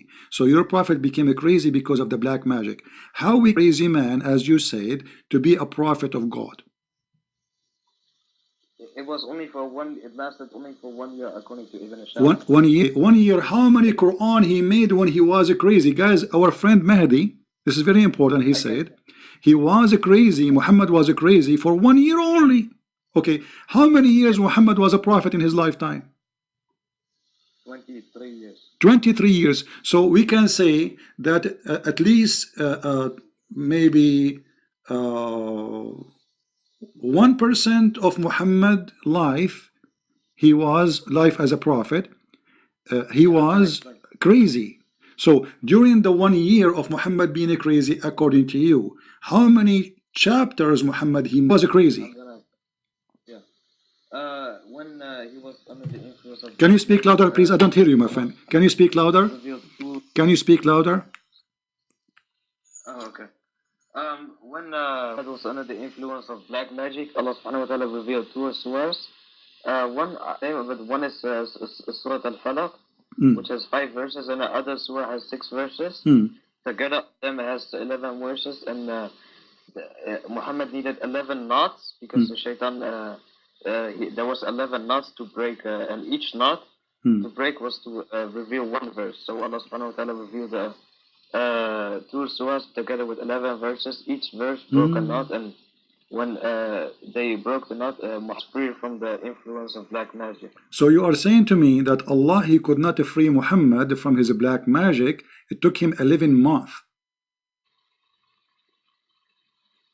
It took each verse was able enough to break 1 knot. Right. So this is Allah. He sent those verses to get Muhammad out of the black magic. So it took your God Allah 11 months period so he can take Muhammad from the black magic. Don't you think this is a very weak God? It took him 11 months to fight a black magic made by somebody. I mean, what kind of God he can fit from a black magic for 11 months? And you are the one saying it took him to break 2 knots. And what those knots is about? What about? Tell me about the knots. So if I make a knot for you, I can control you? No, but it's pretty hard to explain because it's not explained in the Islamic sources.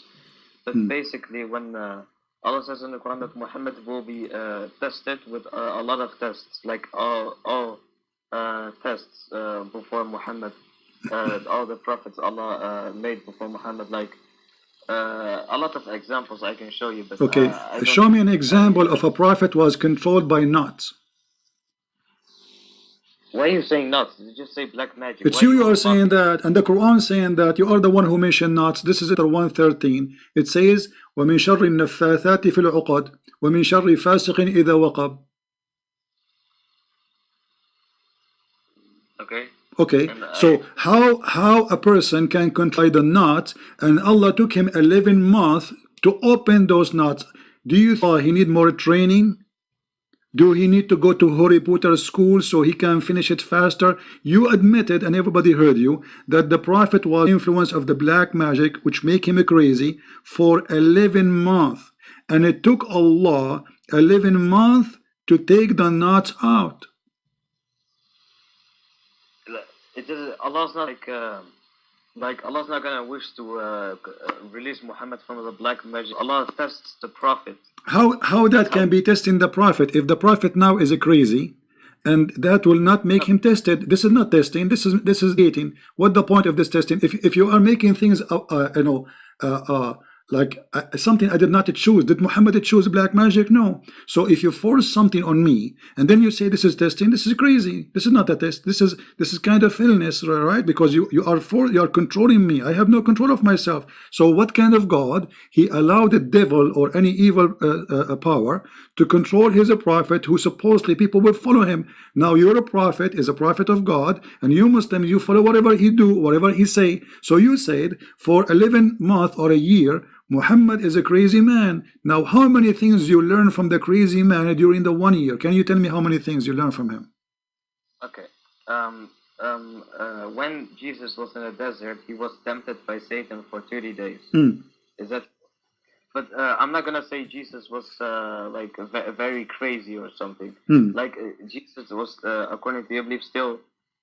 He overwon that temptation by Satan. No, you see the temptation there, Shaitan, he offered him things. Jesus, he refused. So he did not control Jesus. He make him do things. He did not make him say things. So Shaitan, he is just offering things. Jesus said to him, it's been said, you know, don't test your God. It's been said, don't do this. It's been said, don't do that. So the conversation, temptation is Shaitan now offer me, let us say, to go and do gambling. This is temptation. Did I do it? No. So this is a temptation of offer. Here we have your prophet is under the control of the devil, and you agreed it was for a period of 1 year. So I'm asking you now, why Allah allowed the devil to do that to Muhammad, who is going to be followed by Muslims? Now listen, did Muhammad did something crazy when he was under the influence of the black magic? Yeah, he was like doing, imagining that he had sex with his wives while he did not. All right, that's wonderful. So how that, don't you think that this is mean that Muhammad, he lost his mind? A man, he imagined himself having sex, but in fact he did not. So what he was doing? No, but this is talking about the daily life. Like Muhammad receiving revelations from Jibreel. Imagine Muhammad getting revelations from Shaitan for 1 year. First of all, if that was true, then Jibreel would have said to Muhammad after 1 year that you should delete what you said because you were under the influence of Shaitan. Okay. And Allah said he abolished everything that Shaitan threw in. That's so wonderful. Nothing is by That's wonderful. So according to you, that Muhammad was delivering satanic verses for a year, and then Jibreel, he came and he tell him, well, those are satanic verses, we have to delete them because they are bad, they are not from Allah. Okay, how come Muhammad did not notice that this is from Shaitan?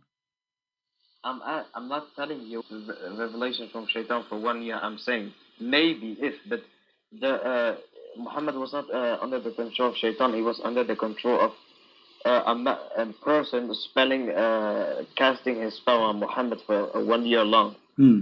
Not Shaitan conditions for Shaitan. But you admit that Shaitan, he gave him revelation, but you do not know. I'm telling you if. What if? No, you said in the first thing you said to me when we started this topic, you said that yes, you agree that Shaitan, he gave him satanic verses and Allah deleted them.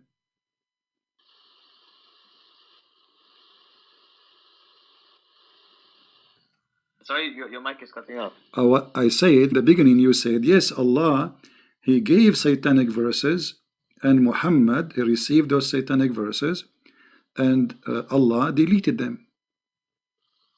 Allah gave satanic verse to Muhammad? So Shaitan gave satanic verses, and Allah, he deleted them. But when we look at the satanic verses, Ibn Ashaq and the other early sources, it only mentioned the verse of Alat, Manat, and Al-Uzat. It doesn't mention other verses.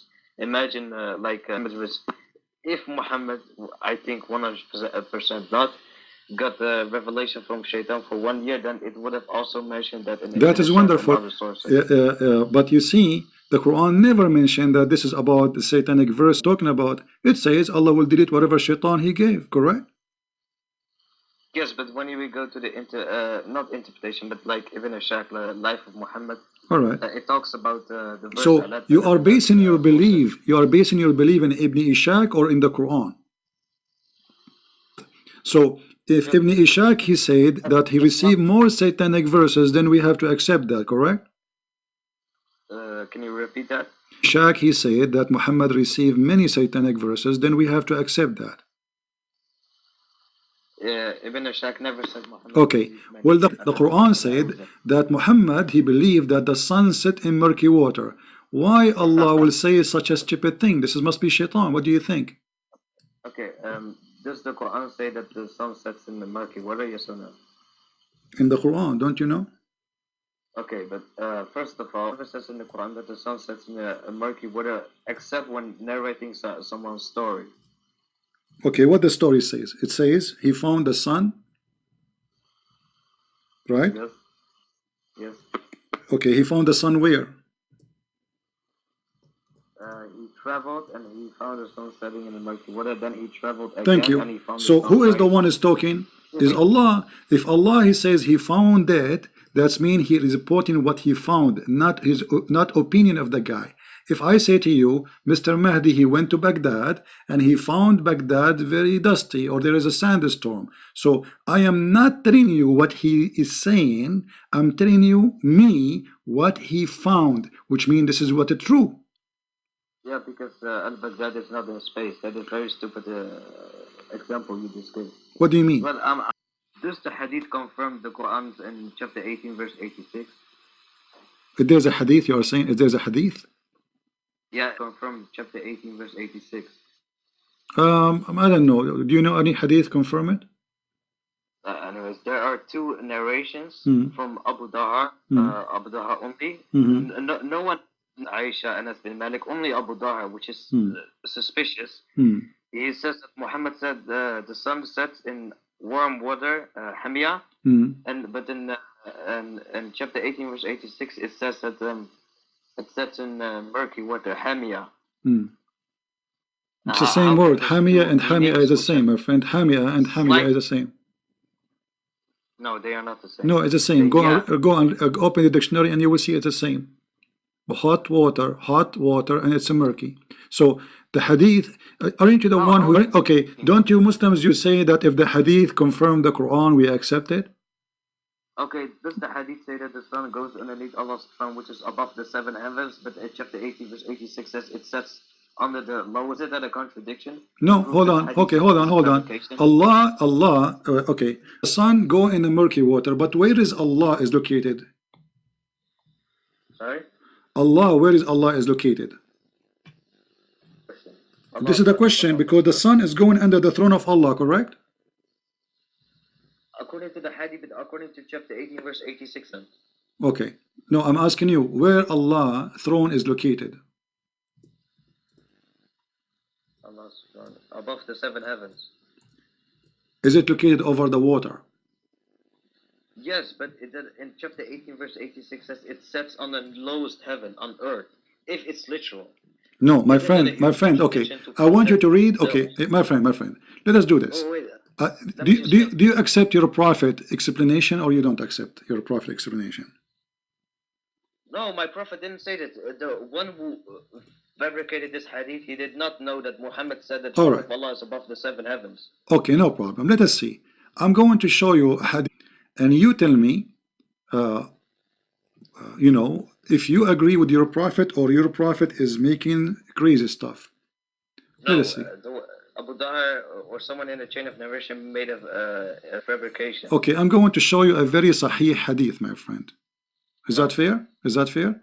Very sahih hadith. Okay. Then it doesn't contradict Quran. No problem. You see, until now you did not find the hadith contradict the Quran, because when the prophet says it's sitting, the sun set in the murky water, this is what the Quran is saying exactly. Now. Yeah, but it says the problem is that the chapter 18, verse 86. If it's literal, then it says it sets on the lowest heaven. But while the hadith say it sets underneath the throne of Allah. What a chapter you said again? Give me the chapter. What chapter number, please? Chapter 18, verse 86 says it sets on earth, on the lowest heaven. But the hadith say it sets above the 7 heavens. Now, how can this be? No, it doesn't say that. The hadith says that the sun goes and prostrate under the throne of Allah. And the Quran is a contradiction to that if it's literal. No, hold on, no. Yes. Okay. Habibi, okay, let us read the verse. Chapter, you say the chapter 18. I will go to chapter 18 in front of everybody. Chapter 18, correct? And what verse you want me to open? 86. 86, wonderful. Here we go. We go to 86. It says the later verses he found the sun rising again. Right. Okay, here we go. All right. Literal. All right. So the chapter 86, it says that he found the sun in a spring of muddy water, and he found near it, what he found? Look, he found near it. How he can find near it?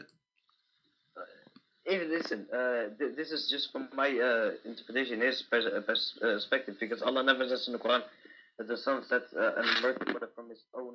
My friend, it says it's Allah speaking, not the guide. Allah, he said, until he reached the sitting place of the sun. Where is the sitting place of the sun? I do not need to go anywhere. Right now, as I speak to you, I am next to where the sun set, because sun set everywhere. So it says here that he go in a journey. Allah want to tell us a story about he went in a journey and he followed the way. And he keep going until when he reached the sitting place of the sun.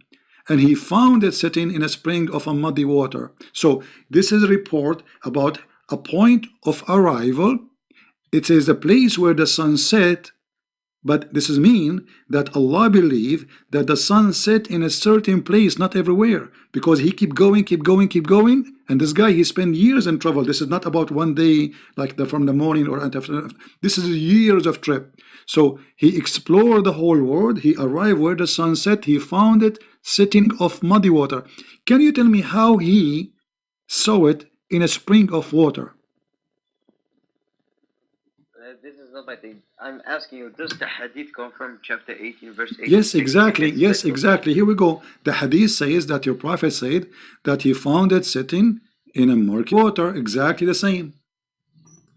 No, it doesn't say that. Okay, read it for me. Why is it on the screen? Here we go. I will put it for you on the screen in a second. This is not a da'if hadith. This is sahih chain hadith. You see it? This is sahih. So I was sitting behind the messenger of Allah, sun was sitting. He asked, do you know where this set? I replied, Allah and his apostle know best. He said, it said Hamiyah. Yeah, and chapter 18 verse 86 says dark, like muddy water. How can it's the same Hamiyah and same word, my friend. Hamiyah. No, okay, what Hamiyah mean? Okay, what Hamiyah mean?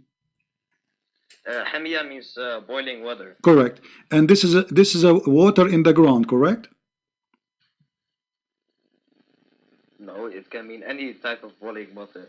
So what are you saying, that your prophet saying that the sun was sitting in a dish?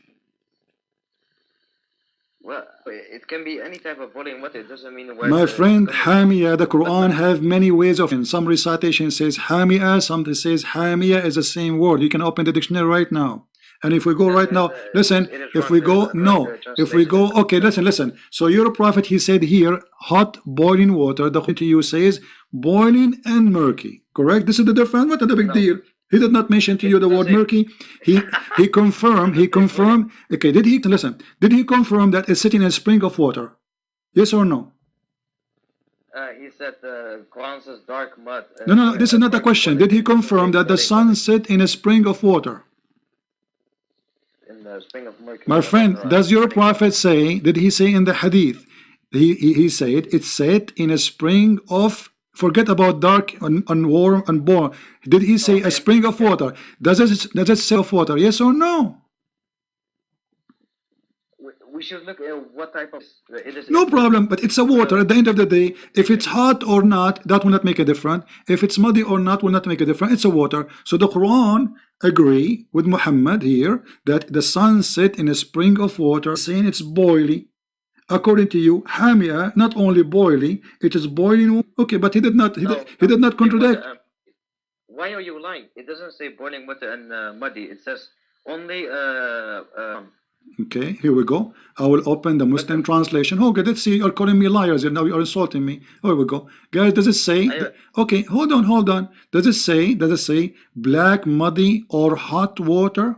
This is your translation. This is your Muslim translation. I don't care about translation. I am not English. It doesn't matter. The translators, they are Muslims. So you are calling me a liar. What about we open the interpretation? My friend, I know Arabic. It's like saying. Saying what? You're giving me stupid. I know what the word hami means.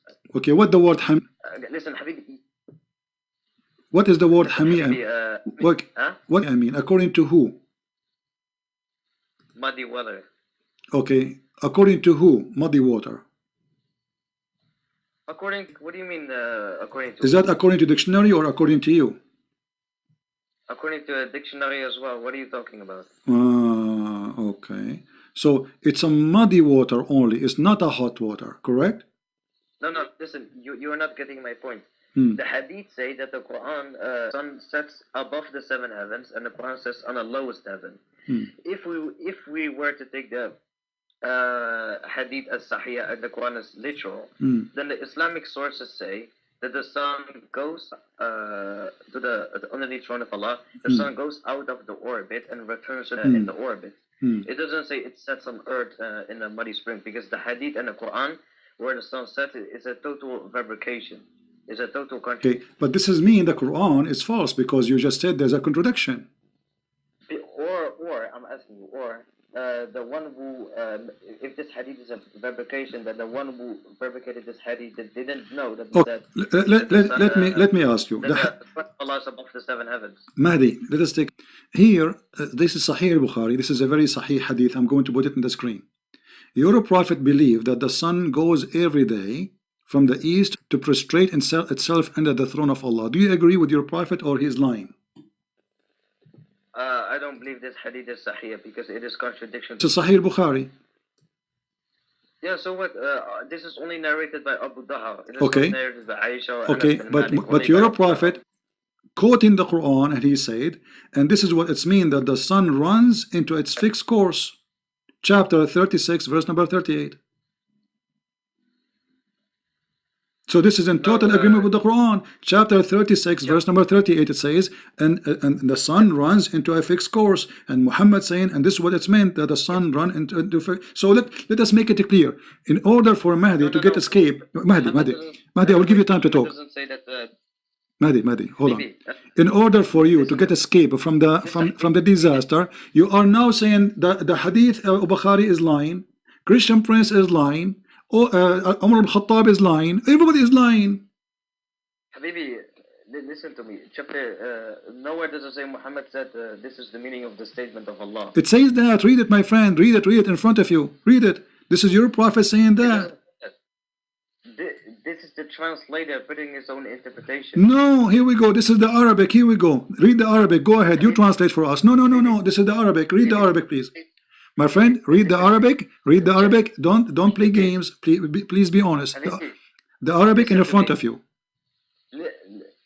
Listen to me. The chapter 36, 38 is meaning its fixed course is underneath the Earth's horizon.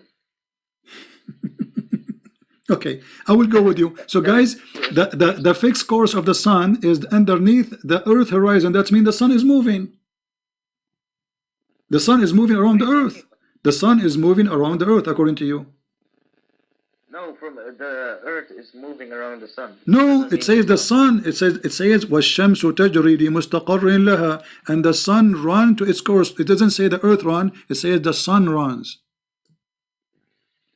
Okay, because the sun is in the sun follows the heaven. My friend, what the sun follow the heavens? This okay. So you are saying the sun when we have morning and evening, when we have sunset, that the sun is moving. So you agree with your prophet that the sun moving, and this is how the sun disappear. Can you repeat that? Okay, you are saying and you agreed that the sun is going. Does the sun go? Of of course, the Quran says the sun is in orbit. All right. So the sun goes, and he is talking about the sunset. The sun goes every day from the morning until afternoon, until the setting time, and the sun goes under the chair of Allah. Okay, but this is not true, because the sun goes nowhere. It is the earth going around itself. Yeah, but I believe this hadith is a total fabrication because it contradicts the Quran in chapter 8. So we can say, me and Mr. Mahdi, I agree with him, that Muslim source is full of lies. And Muslims are not trustworthy, and they lie a lot about their prophet. This is what Mahdi is saying to us. He is saying to us, we Muslims, hold on, you are saying to me, we Muslims, including Al-Bukhari, the most authentic source, we have a lot of lies about the prophet. We lie a lot about him. Don't trust what we say. We are liars. No, I'm not saying that. Well, you are saying Umar al-Khattab is lying. You are saying Al-Bukhari is lying. You are saying Prophet is lying. I'm not saying that. Okay, let me ask you. I will make it simple. You see, you can go around as much as you want. The guy in the same chapter, we are not changing topic. In the same chapter, he keep going. He changes the walking until he found where the rising place of the sun. Yes, this proves that it's not literal. What do you mean literal? No, he keep going. This is going. It's a trip. He keep going until he found the rising place of the sun. Where is the rising place of the sun is located? So according to you, the Quran says that the sun goes under the ground and it travels all the way to the ground and it's no, I did not say that. I did not say that. The Quran said the sun goes in. I did not say under the ground. I said in the water. But you just said that hadith say the sun goes underneath the throne of Allah. And the throne of Allah is above the water. Don't you know that? Yes, but chapter 18 verse 86 says on earth. Okay, but is the throne of Allah is on the water, on the earth, or in different place? Where is the water located? It doesn't matter where the water is located. It matters where the sun sets. Okay, no problem. Where is, okay, no, it's matter. The throne of Allah is located where? Is above the water. Where is the water located? It says it sets above the seven heavens. My friend, no, hold on. The throne upon the water. Where is the water? Is in heaven or down in earth? The heaven, the throne of Allah is above the heaven. So in the heaven, Allah throne over the water in heaven. Allah, the throne of Allah. Okay, and where is the water located? Above the seven heavens. So there is a sea above the seven and Allah in the top of it. There, Muhammad explained this. We got the first heaven, second heaven, into the seventh heaven, and above that is water, and above that is a throne, and above that is Allah. All right. So according to you, here we go. You see, we are coming to a conclusion now. According to you, that the sun is going to a place, and that is a water under the throne of, and it take a bath, and that throne, which is above the water, and but this in the ocean, this is in the sky. This is what you are saying, correct? In the heaven, yes. Okay, so you agreed. So you agreed the Quran that the sun dip itself in the muddy water, but this muddy water is not in the earth. My friend, you are not getting my point. The Quran makes a total contradict says. So what we are getting from you, that you Muslims believe and you agree that you have too many contradiction stories about what your prophets. Is it? I'm asking you. Is it possible for someone to replicate this hadith, since it's only narrated by Abu Daha? It's only narrated by Abu Daha. Is it not possible for someone to replicate this hadith? But the hadith about your prophet, saying that the sun goes every day and take permission from Allah and goes and then come back from the east. This is not a fabricated, because everybody reported. No, not everybody. That is a lie. Well, here we go. I can find you the hadith from many sources. This is written in many places. Okay, you see. Okay, listen. Sahih al-Tirmidhi, al-Bukhari, etc. They report the same story. But if we go right now and we ask you, do Allah even knew what he?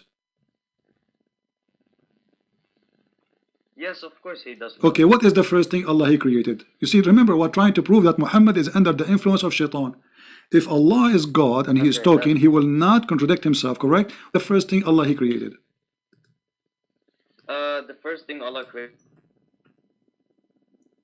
I did not hear you. Then the earth, and then the heaven and the earth, correct? And then the 6 other heavens. All right. So let us go in order. After Allah, He created the earth. What happened? What is next? I mean, the earth is created now. And then what is next after He created the earth? Fashioning the one heaven which existed before the heaven into. Oh, He did not finish the earth and He go to heaven? What are you talking? Listen. Which one He finished first? Okay, let me make it simple. Let me make it simple. Which one Allah He created first?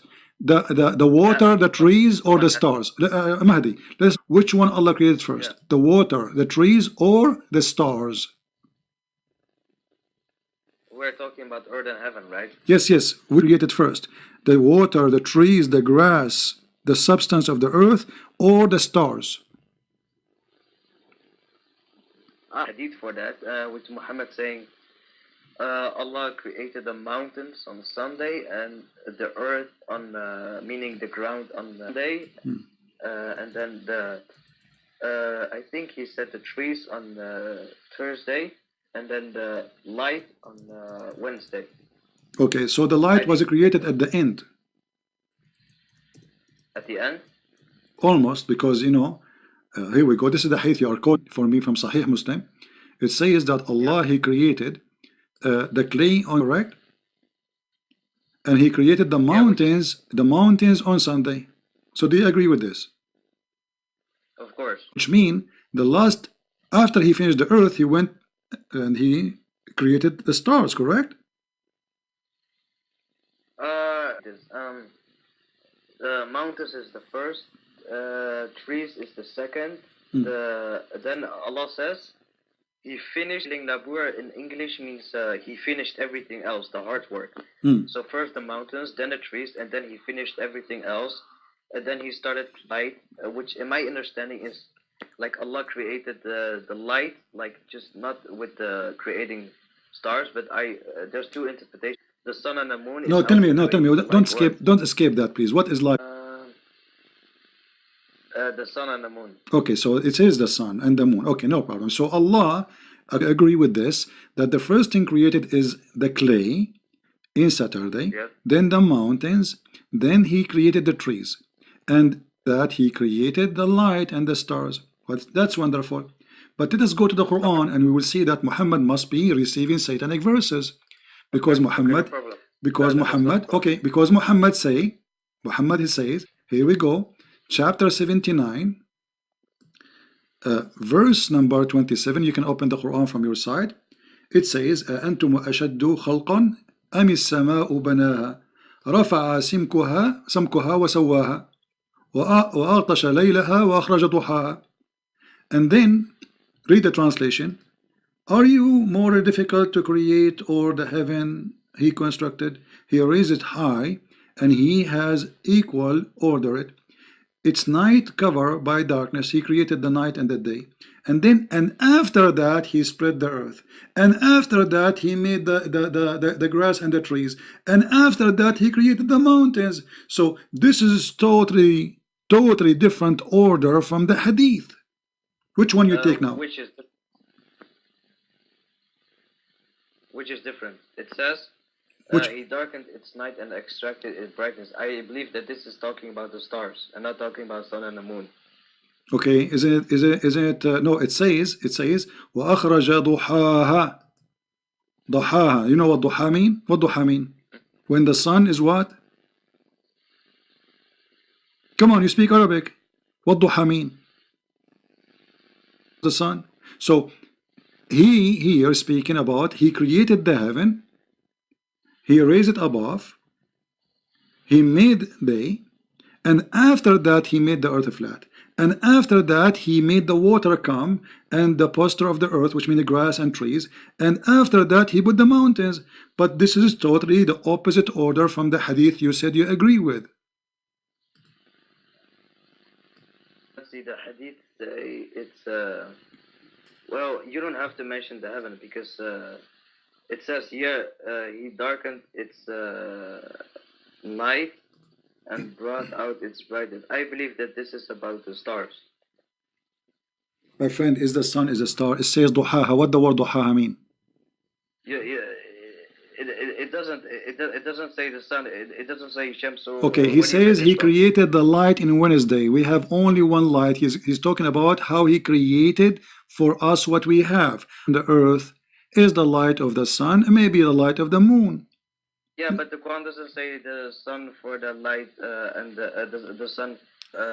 Okay, no problem, no problem. But when the light is created, you see, the Quran says clearly that the first he created, it was the heaven. And then after that, after he created the heaven, he lifted up. And then after that, he made the day and the night. And after that, he made the earth flat. Correct? Made the day and the night. Where do you read that? It says in chapter 79, verse number 30. 29, 28, it's in front of you, 27. And then after that, he put the mountains. So here the mountains is coming at the end. In the hadith, the mountain coming in the beginning. Here the water is coming as... Let me read that.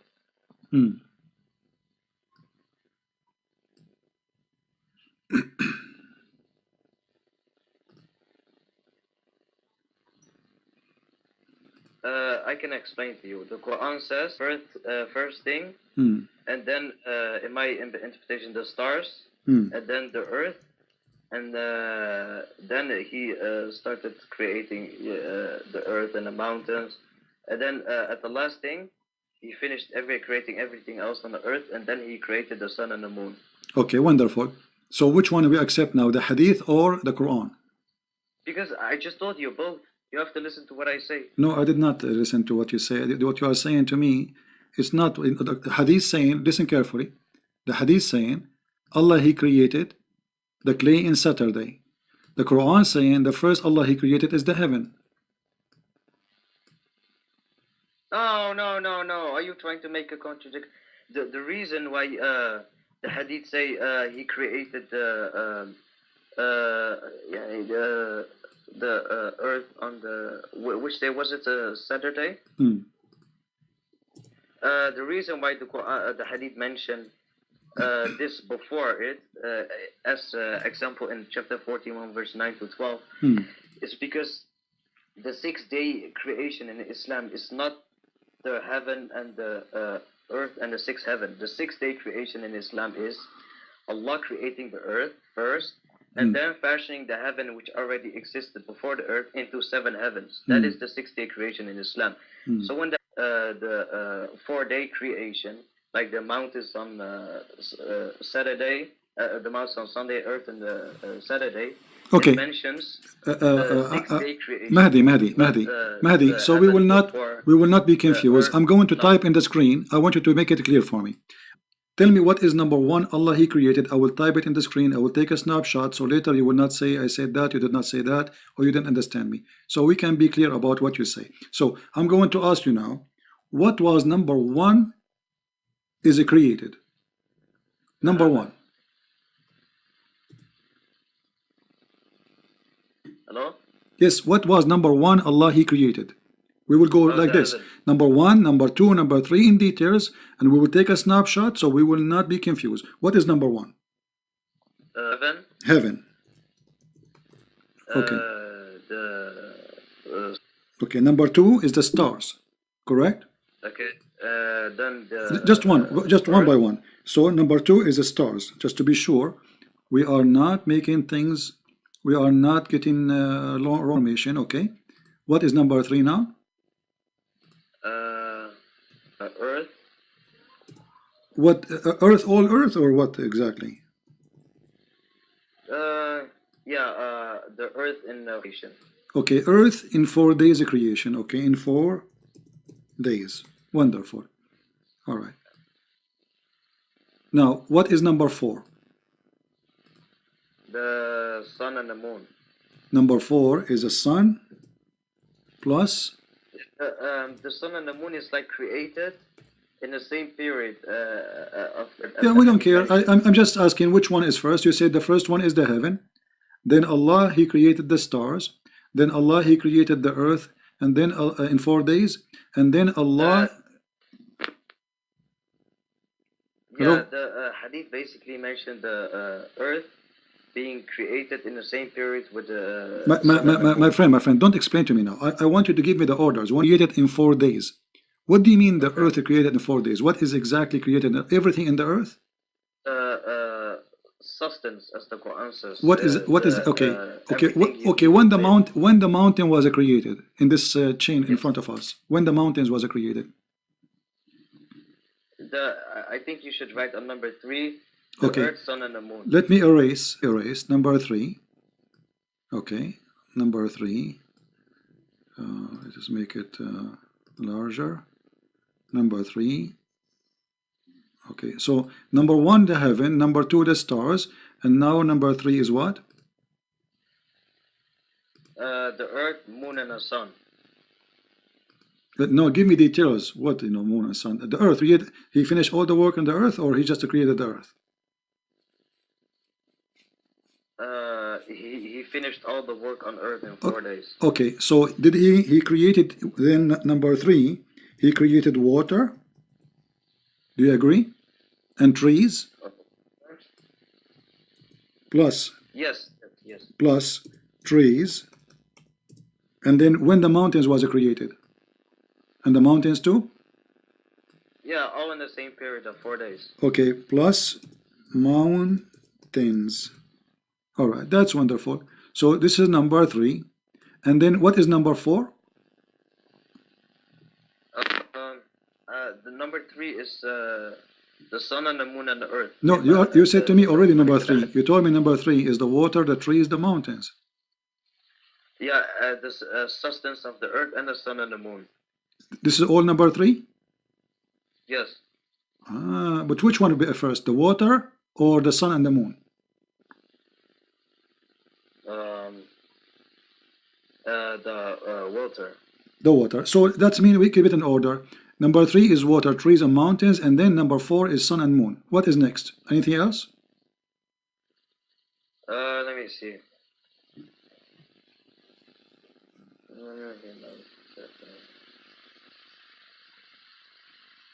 And then the 7 heavens. This is number 5, 7 heavens? Yes. But I thought you said number 1 is heaven. Yeah, but the heaven first, and then after the earth, he fashioned the heaven into 7 heavens. All right. So guys, this is the order, and everybody my witness. Another thought before we go? No. No. Yes. Okay, I will take a snapshot. Here we go. And I hope I will not lose my internet. And now we will go to the Quran. In the Quran, my friend, in chapter 41, verse, we start from the Quran. Let's go there. Yes.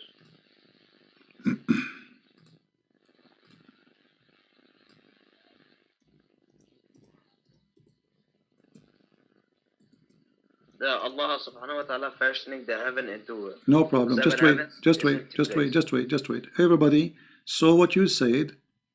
Yeah. Okay. This is the Quran says. أنتم أشد خلقا أم السماء بناها. Are you more difficult to create, or the heaven he constructed? So what at first? The heaven. رفع سمكها فسواها. So he raised it above, in order. And then he made the lights and the darkness, and the sun. No, it doesn't say light and darkness. Okay, my friend, it says that he made night and he made a day. It says that in front of you. The word night and the word day, the daytime. We can open the interpretation. No, duhaha is when he spread the earth. Stop lying. Okay, here we go. He said stop line. I'm going to open interpretation. What interpretation you accept? My friend, Muhammad, he explained in the hadith. I said I am lying. So either you are lying or me. One of us have to get busted immediately. No. Which interpretation you accept to show you that this is about creating the day and the... I believe myself that this is about creating the My stars. friend, you just said to me, you are lying. You accuse me of lie. This is a shame. Shame on me to lie. So now, if you are sure this is what it's mean, what interpretation you accept? My friend, I don't use interpretation. I use. So why you don't accept? And are you saying interpretation? They will agree with me, and they will not agree with you? What do you mean? The Quran and the Hadith is very clear. Tell me, what do you mean? Why the Islamic scholars they agree with me? They don't agree with you. What are you talking about? I'm asking you. Does it say that this is mean He created the day and the night? You said no. Because this is what they think. They think so. They are stupid. They are lying. Ibn Kathir is lying. Al-Qurtubi is lying. Al-Jalalain is lying. All they are a bunch of liars, and you are the only one saying the truth. Correct? No, I mean this doesn't specifically have to mean the sun and the moon. Don't tell me. Don't specifically. Based on what? If we go right now to the dictionary, what the dictionary says about duha? It means spread. This is talking about the earth. Why are you lying? Well, I have all the interpretation in the world in front of me, and all of them they agree with me. This is tafsir. Wrong. Okay, so Ibn Kathir is wrong. Okay, Ibn Kathir is wrong. What about Al-Jalalain? He's wrong too. He says, and you can read it. أبرز نور شمسها ضيف إليها الليل. Does it say that? So Al-Jalalain is a liar too. Okay, what about At-Tabari? Why in the scholars? I just Because you are accusing me of lying. One of us is lying. So the scholars they are lying too. No, they're not lying. They say what they think. So why they think they don't speak with Arabic? They are from Afghanistan. Habibi, can you please show me from? Don't say my love. Don't say to me my love. I'm not your love. You see, you are. It's very embarrassing that you are the one who accused me of lying. The fact you are lying. All the scholars agree that this is the day and the night. And look what happened now. Look what happened. Hold on. You are the one who said, and I'm going to put what you said about the order of the creation. And I'm so glad I took a snapshot because you will swallow your tongue in a second. And already you are doing that. You are saying, no, this is not the day and the night. It says the day and the night. Look what you said. You said number 1 is the heaven, number 2 is the stars, number 3 is the water and the tree and the mountains. Let us read the Quran. It says, وَالْأَرْضُ بَعْدَ ذَلِكَ دَحَاهَا. After he created the sky, he made the light and the day and the night, and then after that he made the earth flat, and after that he made the water come out and the pasture, and after that he made the mountains. But wait. After he spread the earth, and after that he brought out its it says after that. It says بعد ذلك دحاها. What بعد ذلك mean? My friend, it says after that he spread the earth, but it doesn't say after that he brought out its water and its patch. It says that. It says that. It's in front of you. It says that. It says. Don't read the, okay, read the verse for me. Read verse number 31. Habibi. Don't tell me Habibi. Read the verse. Read the verse. What it says. Habibi me. Can you tell me what verse number 31 saying, please? And now I understand why scholars like Muhammad Hijab debate you. Muhammad Hijab is a scholar. Muhammad Hijab is an idiot. You know more than him. You are more brave than Muhammad Hijab. Do he dare to call me or let me even talk to him? He don't dare. You are more brave than him, and you are now getting busted like Mimi Hijab and the rest. This is why he don't call me. He's smarter than you. Muhammad Hijab is a smooth. He did not call me. He did the right thing. You now getting yourself busted. You say this verse doesn't say the water and the pasture. It says in front of you. Read it. What the word mar'aha mean? Grass and trees. What the word water mean? Ma'uha. So why you are lying? But it doesn't say night or day. It says. It says night and day. I mean, it says he darkened its night and brought out its brightness. My friend, I show. Mimi Hijab is a scholar now. Okay, listen. It says there and after. No. Hold on. You said the scholar. What is the education of Mimi Hijab in Islam? Do you have a degree? No. So how he became a scholar for you? Yeah. So you are saying to me now, Mimi Hijab is smarter than Al-Bukhari, smarter than Ibn Kathir, smarter than Al-Jalalain, and he knew better, and you are following him. So now you are worshipping. But here we go. I'm showing you the reference. This is Al-Jalalain. This is Ibn Kathir. This is Al-Tabari. This is Al-Qurtubi. What about Al-Qurtubi? What's wrong with Al-Qurtubi? You too? Okay. Now, can I finish? Okay, go ahead. It says after Allah constructed the heaven, He raised it and He darkened its night. But it doesn't say after that He darkened its night. If this is talking about the sun and the moon. It doesn't say after that? No, it does. It says and. Okay. Here, you see, let us see when the word after started. It says here, and after that, which means everything before it was before, and after here is after, correct? Do you agree? So from verse number 27 to verse number 29, it was before, and then after that, he start working in the earth. Do you agree with that?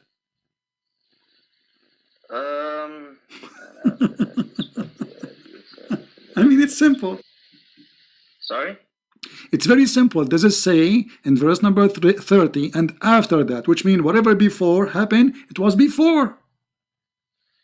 Yeah, but it says after that He spread the earth. It doesn't. After what? After that what? After what? After after that what? I'm saying it says on the chapter 30, verse 30. It says after that, but after on the next verse it doesn't say after that. It just says and.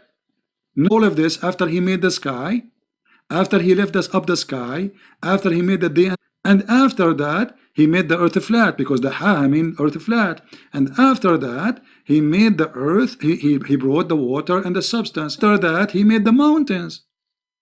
So the last thing He created. Your mic is cutting off. Huh? Your mic is cutting off. Can you please? I'm saying the Quran make it clear that first Allah He created the sky. He made the day, he left the sky up, He made the day and the night, and after that He made the earth flat. So the word after that, anything after, and it says and.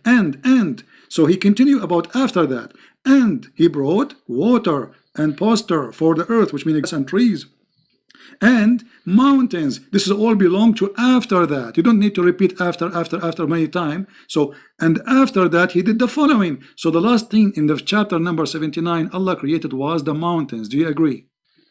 The last thing He created was the mountains? Yeah. That is a big fat lie. What are you talking about? It's in front of you. No, then He created the mountains, and that was done. Creation. Okay. Done. The verse here, does the chapter speak about the creation of the whole universe? Yes. So here it says, Allah He created the heaven, verse number 27, and then He left it up, and then He made the day and the night, and after that He made the earth flat, and after that He made the water and the grass and the trees, and after that the mountains. So what is the last thing was? Maybe it doesn't say He created. First say like when we go to chapter 41 verse 9 to 12, it says it mentions the whole 6-day creation as mentioned in the hadith. Which day was created there first. Then we get a detailed explanation of order creation. So the first was the. My friend, why you change the topic? Does it say that the last thing he mentioned here, it is the mountains? Yeah. Yes or no? Yeah, because it is not mentioning the 6-day creation. That is why. Okay, but he is giving you now in details. Who care about the 6 days of creation? No. Okay. He's not giving. Okay, let me ask you. What he's doing. Allah, He finished the earth first, or He finished the sky first? The one heaven. Okay, chapter 2, verse number 29, it says, Allah, He created everything in earth first, then He went to the sky, and He finished the sky. So which one of you is lying? It says that. He created, listen, Habibi, listen to me so I can explain. Okay, go ahead. It says he created the earth. And what He did? He said He created everything in earth, correct? Everything. Does it say that? Yes, of course it says that. Okay, so let us make it clear, guys. It's take note. He agreed finally. It is He who created everything in the earth, and then He went to the sky, correct? Yeah. Okay. He went to the heaven, so the heaven was. No problem. But what He did, but the heaven was not finished, correct? No, it was finished. He fashioned the heaven into 7 heavens, so He made other 6. That means it's not finished. That means it's not finished. So He made them after that. He made them 7 heavens. So the earth is done totally. And the last thing is finished. He went to the heaven, and the heaven He made them 7 skies. Do you agree? First was the heaven, then the earth, and then the 6 other heavens. Where's the scientific mistake? Okay, so now let us see. According to you, Allah created the heaven first, then He finished all the earth, then He went back to the heaven and He finished the heaven, correct? Then he made other 6 heavens. Okay, that's wonderful. If we go in, hold on, because people will laugh in a second. People will laugh at what you said in a second, because the Quran said that Allah, when he went to the sky was a smoke. There was nothing. The smoke is referring to the okay. nebula, because No problem. No problem. Okay. All right. Hold on. Look at this. Allah, he made mountains. This is chapter 41, verse number 10. It's mountain in the earth. So there's earth, and he placed mountain. Do you agree? Yes. Okay. And he made all the substance of the earth in 4 days, which mean water and trees. Do you agree? Yes. Okay. At this moment, was nothing in the sky. Do you agree? Because it was just a smoke. That was heaven. Yeah, there's a smoke, but it was a smoke. There's nothing. There's no stars. Okay, listen. No. There was nothing in the heaven. Yes or no? To make it simple, there was, yes or no?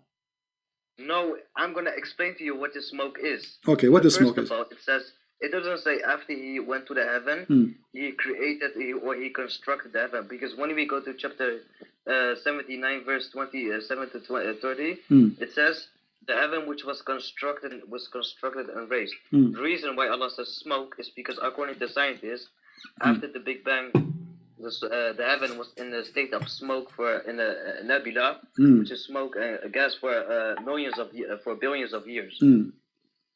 That is but the heaven is still constructed and raised, like the Quran says. Okay, so now what is the answer? There was, when the heaven was a smoke, there was a stars or not? Yes, of course. There was a stars. Okay, that's mean that. Okay, guys. Yes, of course. He said when the sky was a star, was a smoke. There was a liar, because the verse after. Look how you get yourself busted. The verse after, he says, and then he complete and finished them from his creation, and he created 7 heavens, and then he decorated them with the lowest lamps. Do you see it? It doesn't say then. It says that. This is by order. Then read with me carefully the translation in front of you. Listen. The translate. This is your Muslim translation in front of you. You lied. You said when the sky was a smoke, there was a stars already. But look what the Quran is created as the lamps. Okay, now let me get you busted and let me finish. First of all, what the Quran means by saying it is smoke. According to scientists, don't tell me according to scientists. Don't change topic. According to scientists, you are making a scam right now. Don't change the topic. Don't go to scientists now. I asked you. I said when the Quran says there was a smoke, there was a stars there already. You said yes a second ago. Yes. Okay. But verse number 12 saying that after that Allah created the stars. Okay. In Arabic, it doesn't say then he completed the creation. Okay, my friend, which interpretation you agree with? Let us get you busted again. Which interpretation agree with you? That this is not about that this is stars are created now after he went to the sky and the sky was a smoke? There was nothing in the smoke. Which interpretation agree with? Okay, it says and he placed in the nearest heaven lamps. It doesn't say then. Stop lying. Okay, so guys, he's saying and. What does that and mean? That's mean in order. So the sky was okay. Hold on. If the sky already have stars, hold on. If the sky is now with smoke, everybody is laughing at you. If the sky, you say the sky when it was a smoke, there's a star. So why you need to make stars if they are there already? Because every star has its own age. One star is 1 billion each. But they are there. He created them already. The verse saying the sky was a smoke, and then this is your Islamic translation. Then he completed. It was not completed, and he finished them. And what he did in 2 days, and what he did, he made each heaven its affair. And what he did else, we adorned the nearest lowest heaven with lamps. This is the last thing to be created. Can I explain? You did already. But let me explain, Habibi. Calm down. Let me explain. It says then he finished the 7 heavens in 2 days, and he made the heaven. He placed in the nearest heaven stars. they are completing the 7 heavens in 2 days and the stars. They are separated. I can prove that easily from Quran, because chapter 2 verse 29 says he created everything on earth, and then he finished. Then he rose to the heaven and created the heaven in 2 days. It doesn't say and the stars. Okay. They are separated. It doesn't say then. Okay, no problem. No. Who said we are saying separated? We are saying that they are done in order. They are not separated. He's working now in the sky. He is working now. Okay, let me ask you. Why the Muslim translator, he said then he completed? Why he's saying then? He's lying? Because it says in Arabic thumma, and it says in Arabic. Okay. Okay. So what thumma mean? What thumma mean in Arabic? It says it means after that. Okay. No. What thumma mean? What thumma? No. Don't tell me. Tell me what the word thumma. How we use the word thumma in Arabic. It's talking about the heaven and not the stars. This is another question. Yes, no problem. The heaven was a smoke. I asked you. When the sky was a smoke, there was stars there? You said yes. Because the smoke thing is still means the heaven is constructed and built there. So okay. The reason why Allah said smoke is because after the Big Bang, the heaven was in a state of smoke for billions of years. So my friend. First of all, you're trying to. We are going to talk about the Big Bang after we finish with this. Let us focus in this, because the Big Bang will make everybody laugh at Allah, because Allah, he says the earth and the heaven, they were one piece and he split them, so there was earth and there was heaven. And you are the one who quote for me the hadith that Allah created first Saturday the clay. What Big Bang? The Big Bang believe the Big Bang believe. Listen. The Big Bang believe that lights was created after the clay in Saturday, and then he created the mountains in Sunday, and he created the trees in Monday. I mean, what are you? This is a Big Bang. What's wrong with the Muslims? So look how foolish what you are saying to me. You are saying you believe in the Big Bang, which believe in many millions of years, while your prophet talking about Saturday and Sunday and Monday and Tuesday and Friday. And by the way, the hadith make. And by the way, how many days the Quran says that Allah created the earth and the heaven? 6 days or 7 days? 6. So why the hadith saying 7?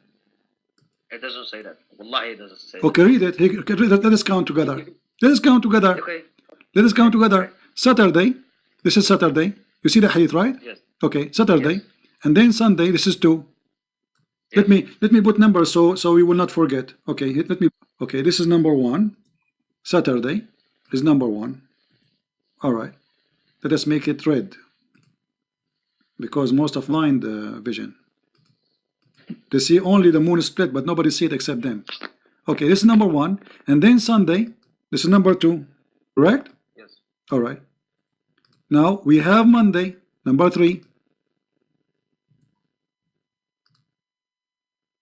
Now we have Tuesday, number 4.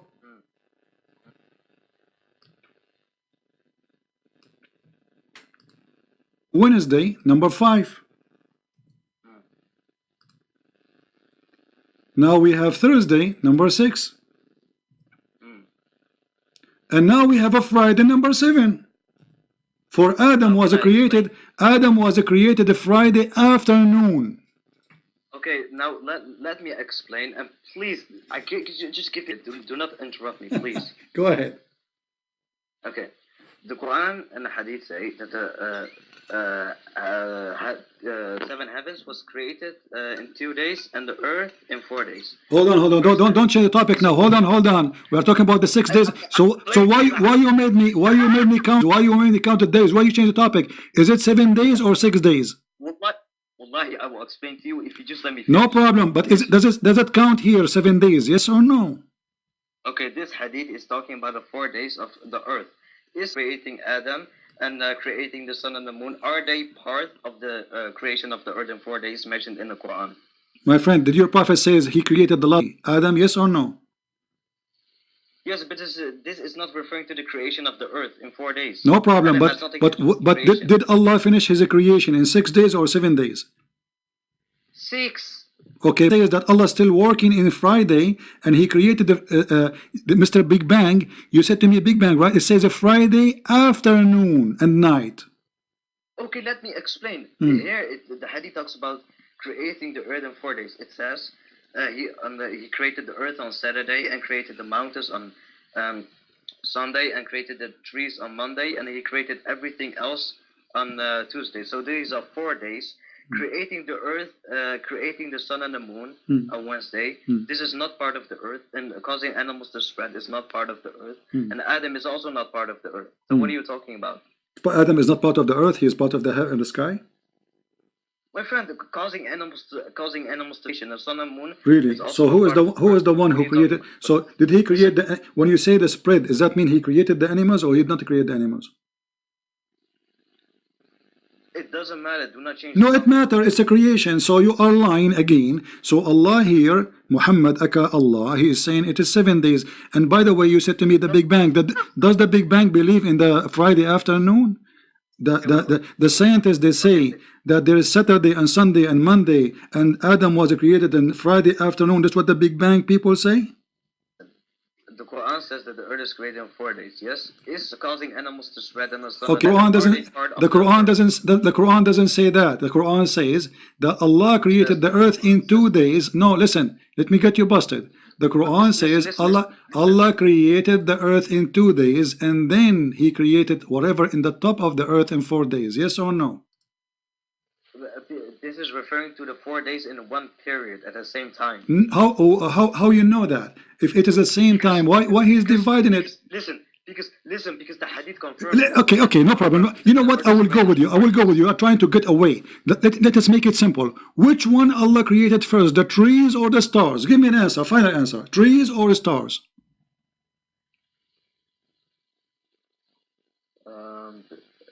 The trees or the stars. The stars, every star has its own age. One star is 1 billion, one star is 10 billion. So don't tell me 10 billion, 9. Either tell me, listen, which one Allah created first, the stars or the water and the trees and the mountains? Which one come first? I'm not. This is the topic. We are talking about this for the last hour, my friend. What changed the topic? Allah created first the stars or the water, the tree and the mountain. Those are in the earth, water, tree, mountains. Which one Allah created first? You keep topic, man. We are not changing the topic. This is the topic. What's wrong with you? This is the topic. We are talking about this for the last hour. You are saying I'm changing. Which one Allah created? You are afraid to answer. No, I'm not afraid. Okay, give me the answer then. You are a Muslim. You are a Muhammadan who worship Muhammad, who go around the stone. Can you tell me please which one Allah created first? The stars or the water and the tree and the mountains, please. Final answer. No games. Habibi, just why need Habibi? Why you don't tell me? Is a problem? It's a problem, obviously, because there's a contradiction. Which one Allah created first? The stars or water and trees and mountains? Let me read the sources first. No, don't tell me. We are reading this for the last hour and you are playing games. I want a final answer. You are playing games. Which one of stars or water, trees, and mountains?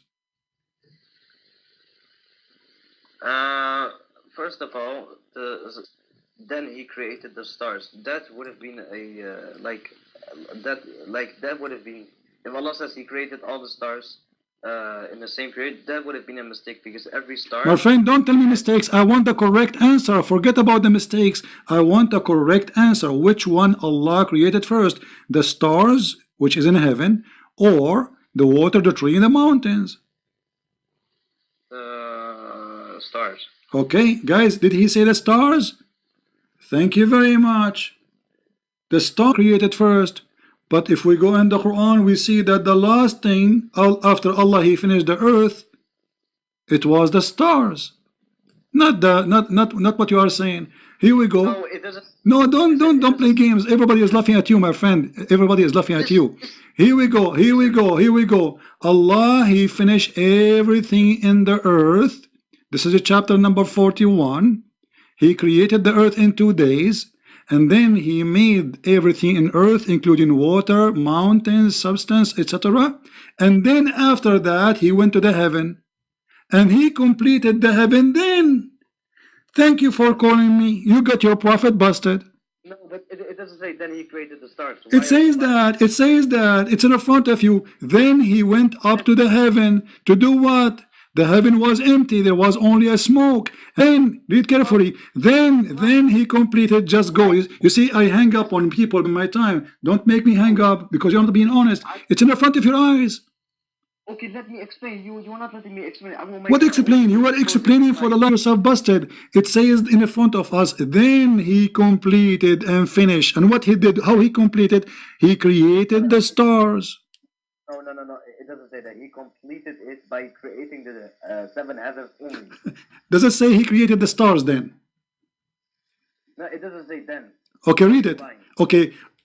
Allah is mentioning in order, right? Allah, he mentioned in 4 days I made the earth, and then after that he went to the sky, correct? So he went to the sky. Tell me, after he finished the earth, then he went to the sky. What happened after he went to the sky? Tell me, please. The reason why Allah doesn't say then he created the stars is because Allah is aware of the stars. Every star has own age. So this is not the stupid. This is not. Don't play games. I'm asking you. After Allah, he finished the sky. What he did exactly? After he finished the earth, according to the Quran. He finished the 7 heavens into 2 days. And what else he did? Let me finish. In chapter 2, verse 29, it says, after he created the earth, he went to the heaven and made the heaven into 2 days. It doesn't say, and he made the heaven into 2 days, and after that he created the stars. Why are you lying? So which one he created? So okay, hold on. You said, and after that he created the stars, correct? No, you just said that. You said that. You just said that yourself. You just said that yourself. I'm saying it doesn't say that. You should listen clearly to what I said. Okay. So hold on. I'm going with you. Everybody is laughing. We are dying at your lie. Desperately trying to defend. Look, that Allah, he finished everything in the earth, and then he went to the sky, and the sky was a smoke. Okay. After then, what at that point then? What Allah he did exactly? Count for us things, please. I'm going to type them in the screen. After the word then, what Allah he accomplished in the sky, I'm going to type them one by one. Go ahead. Start. He made 7 heavens and then he did nothing. 7 heaven. What about the stars? My friend, every star has its own age. What are you talking about? This is not the question. What age? Listen. What is what he did after he made the 7 heavens? Nothing. But the verse saying he created the stars. No, yeah, but it doesn't say then he created. The reason why Allah says and he created stars is because Allah is filthy liar. Don't call me again. You see, I gave you more than 2 hours from my life, you liar. And when I say what interpretation you like me to read, they agree with me. You don't want interpretation, for you are a fraud like your prophet. No wonder you like Mimi hijab. I mean, it's in front of us. Why I want to waste my time with a little kid repeating himself? It says then he completed, which means the sky is not completed. And what is not complete about it? He created the stars. Very simple. This is a total clear contradiction in the stupid book of Allah. Muhammad is the messenger of Allah, and he agreed that he received. This is what we get from this guy. I want everybody to download this video. Abdul to download this video and give it to Fifi Farid and post it in your YouTube, so people will look clear in front of you. One Quran saying Allah he finished the earth first, and then at the end he created whatever in the stars. When I say to me the heaven is in the sky, the heaven was created already, no problem. But which one Allah created at the end? One chapter saying something, the other chapter saying something. There's the way God he will say that. God do not remember which one he finished at the end, which one he created in the beginning. Why? He is suffering from Alzheimer. He don't remember. Look at the order. Chapter 79 says Allah he created the sky, then Allah he raised the sky, then Allah, the liar he said here, this is not the day and night. We open every interpretation, they say it's the day and the night. It's even, they says in Arabic, laylaha wa akhraja duhaha, and here it's day. And after that, so When the earth he start working in it? After he made the day and the night.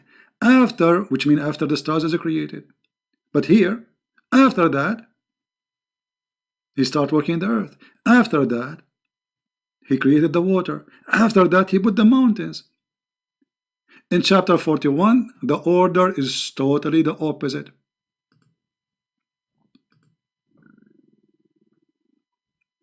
In the beginning, he put the mountains. In there, the mountain was at the end. He made water, mountains, everything in the earth in 4 days. Then he went to the sky, and the sky was a smoke. We said to him, when the sky was a smoke, there was a stars. The liar, he said yes. But the verse says, then he completed and finished them. His creation. So he's creating still. What he is doing? He created them 7 heavens in 2 days. And he made in each heaven, you see, to create the heaven first in order to make what is inside it. So now, and then he created them 7 heavens. Before that, he cannot create what is inside unless you create what is outside, which is the heaven. So now he created 7 heavens, and then inside those heavens, he created the lamps. And the liar, he says no.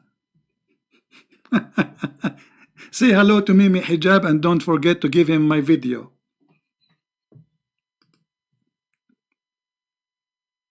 Coward. No dignity. People are laughing at you, and those videos are priceless.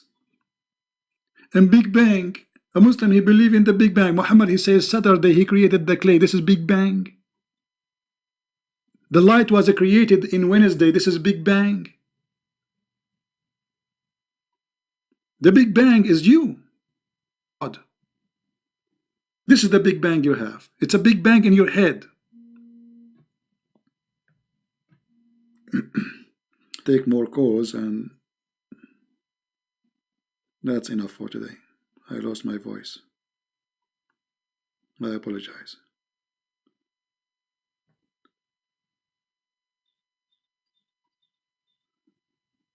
This is how stupid to defend such a stupid cult. It's so clear. And the funny, you know, I show him Ibn Kathir, Al-Qurtubi, Al-Jalalain. He say, my friend, let me explain to you why I don't care what they say. They are wrong. What do you mean they are wrong? This, you see, they say Christian Prince is lying. Now, Al-Qurtubi is lying. I will open for you Al-Qurtubi, and I will click English translation. Hold on. English.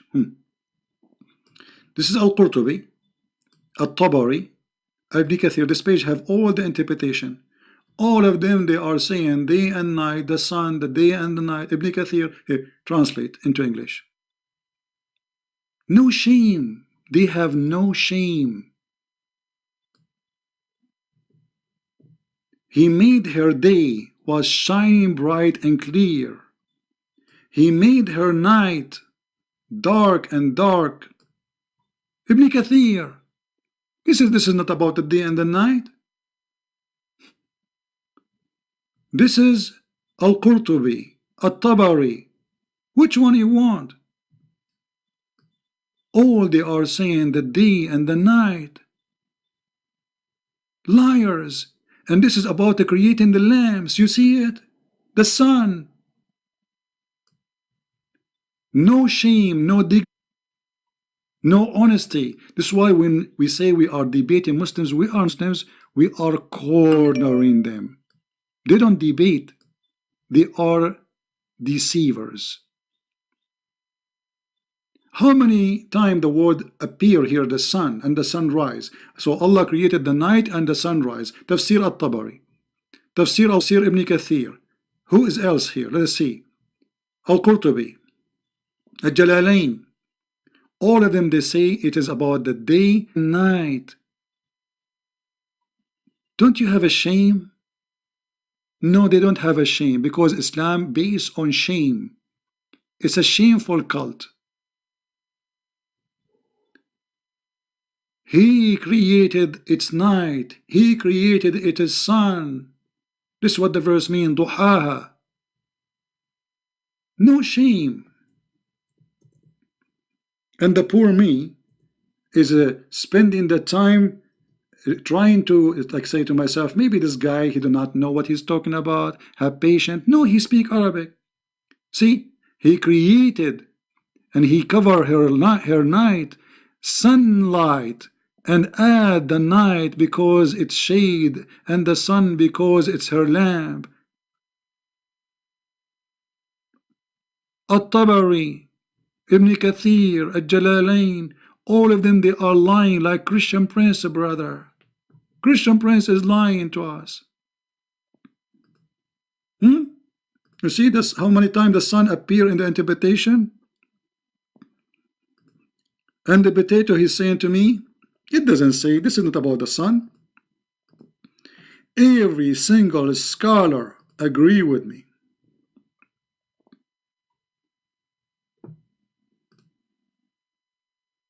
Garbage in, garbage out. Don't forget to say hello to Mimi. And by the way, in the Bible it says you can sell your daughter. My friend, you're a prophet. He sent his daughter so somebody will check her legs. You know what I'm talking about, right? This is what Muhammad he do with his kids. The Quran says, if this is a book not from Allah, which means not from God, you will find in it a lot of contradiction. And what more contradiction than this? A God, you don't remember which one he created first.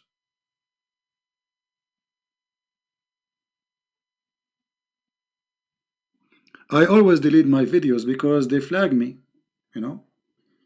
And people, they download the video. Search the same title, you will find it. I don't delete my videos until people download them. My videos are over. Nobody can delete them. So don't complain. And if you are worried about my videos, why you don't download them? I encourage Muslims, Christians, Hindu, Buddhists to download my videos. And here we go. This video is going to stay there for a few hours and later we will take it off. Download it, post it all over. I challenge this Mimi and Susu and Fifi to put this video in their channel.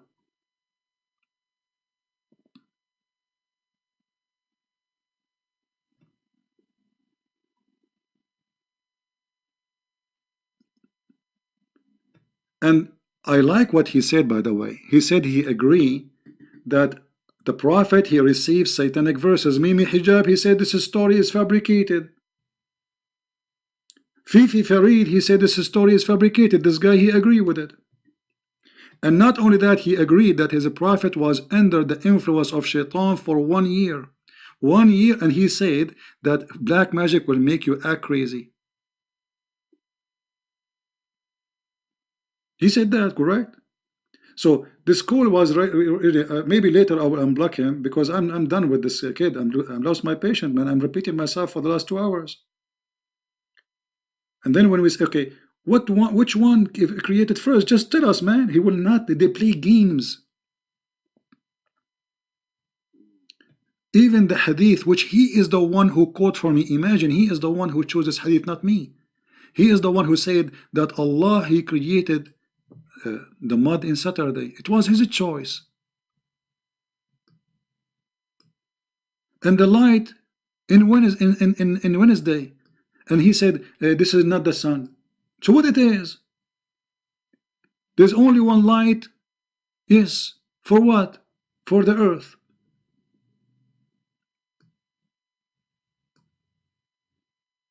Crazy people. And not only that, by the way, do you remember that the funny Didat, he was saying to a Christian minister, the Bible says that God, your God, he created the light in Wednesday. So the earth was in darkness for all those days. The idiot Didat. If Didat was in front of me, I will smash him. Because his prophet, he is adopting what it says in the Bible, that it was in the 4th day. As you see it in front of you, Wednesday.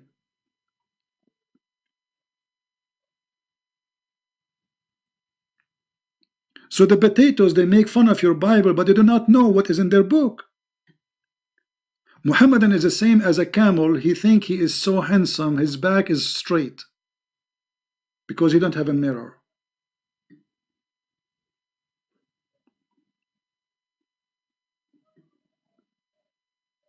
Do you see it? Go and watch the video of the dad making fun of the Bible, teaching that God, he created the sun in Wednesday. And by the way, God in the Bible says, the first thing he said, let be light, and light was. Which means light is exists before he created the sun. Let be light.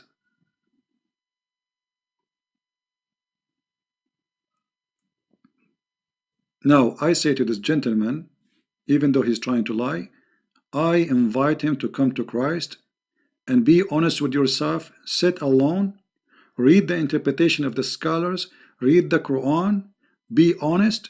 If you are really a real man, you will leave Islam immediately, because I and you saw the proofs so clearly. I understand you are trying to defend your cult, no problem. You feel like you're offended because Islam is stupid, no problem. But why you want to stay stupid? How dare you to stay stupid?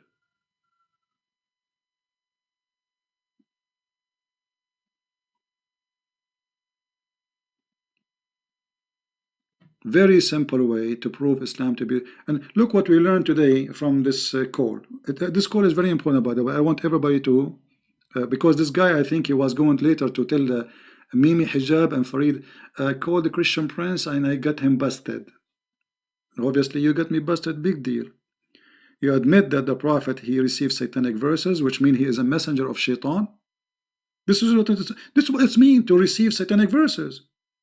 Muhammad is an antenna for satanic verses. Why Jesus did not receive satanic verses and God will take what Shaitan he put in his mouth? Why God did not say Musa's he have satanic verse? Why Muhammad?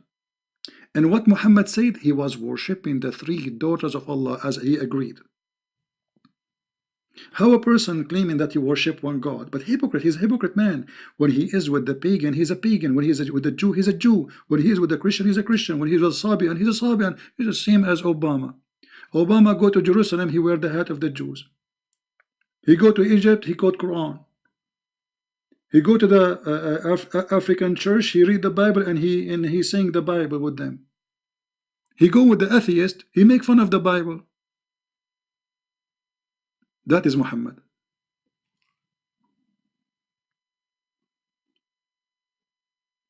You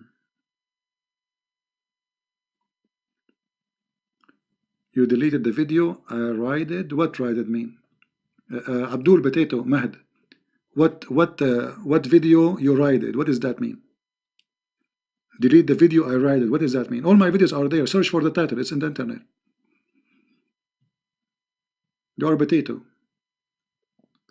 And here we fry you. Will you delete? I delete all the videos. Don't you see? If I am not deleting my videos, I should have now tens of thousands in my channel. That's why I keep saying, download my videos. And I challenge the Muslims to download my videos and post them in their channels. Let us see how many people will say Christian Prince is lying. Especially this call. This guy, he was, you know, thinking that he can do something. And thank you, Lord. He got himself. Let me explain to you. Every star has his own age. Allah, he finished all the stars in one time, you idiot, in one day. What age? In one day. Age what? And what does have to do even with the topic? The question was, when he created the stars, before or after? They have different age, they have different height, some they are youth, some of them they are old.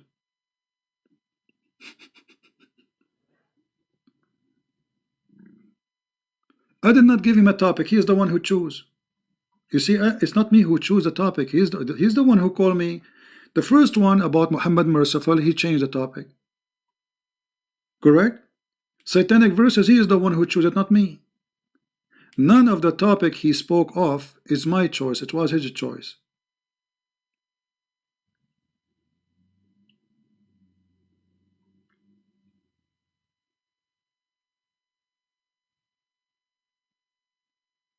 If you are the person who call me and you are prepared with the choices of topic, and this has happened, what if you are not prepared? But you know, I'm so happy that he called me. Actually, I should not hang up on him, but I lost my patient. I can't take it no more. For how long I'm talking? 2 hours with him? And we go back to zero. Which one he created first? And the funny, he insists it doesn't say then. It doesn't say then. Look, it doesn't say then. It's in front of you. Are you mentally ill?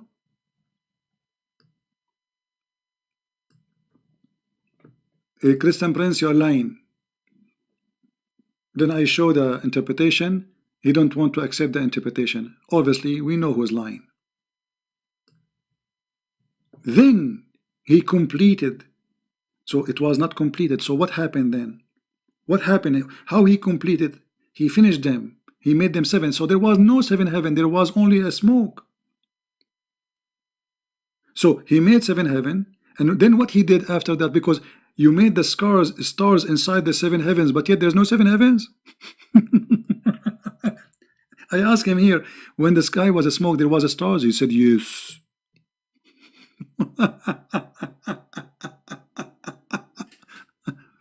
Anyway, guys, I want to say thank you. You see, I lost my day. Look, I have, it's like almost, man, it's almost 3 o'clock now. So I want to say thank you for being here. Please download the videos, because the Muslims, they will fight those videos and they will try to take them down. Download it. All videos I make, any videos, feel free. All my videos are made for you, not for me. I do not need videos. I'm not really interested in them. I make them for you so you guys can learn. Download it and share it. And if you speak the different language, I'll subtitle. You can cut this video from, like, if you want to make just if we can call it a debate, I don't call it. Those are kids. They are kids, literally kids. You see, a person who have knowledge, he will not say what this guy he said. Why? Because denying what the hadith is saying is stupidity. Denying what your prophet saying is stupidity. I show him Sahih hadith, he don't want to accept it. Al-Bukhari, he don't want to accept it. This is the sign of weakness. You show me the Bible, I don't say I'm not going to accept it. So when they feel that they are under a threat, they go in denial. The threat of Islam being exposed. So suddenly we refuse what Muhammad said. We refuse what Al-Bukhari said. We refuse what At-Tabari, Al-Qurtubi, Al-Jalalain. All of them, they are scumbag. And Christian Prince is a liar.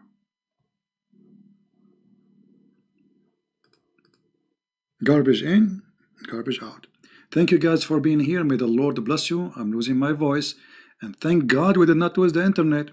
Will be embarrassing if we lose the internet. The guy, he will say, I called Christian Prince and brother and sister, I called the Christian Prince, and you believe it or not, he hung up and he ran away. And he claimed he lost his internet. Honestly, I was afraid, because I was losing my internet many times during the broadcast, right? I was afraid I will lose the internet. Then they will go and say, they ran from a Christian Prince. Christian Prince, he ran away from me. Run away, run. What a potato cult. Anyway, thank you guys. Again, Christ is Lord. Islam is false. And it was a wonderful morning to have a cup of coffee with you, and now it's time for lunch. And nobody here is to cook for me. Unbelievable. Okay, I'm going to slaughter an egg again. You know, the fastest, the easiest, and the best friend for a single man. Break an egg. As simple as that. Thank you, and see you soon. Take care.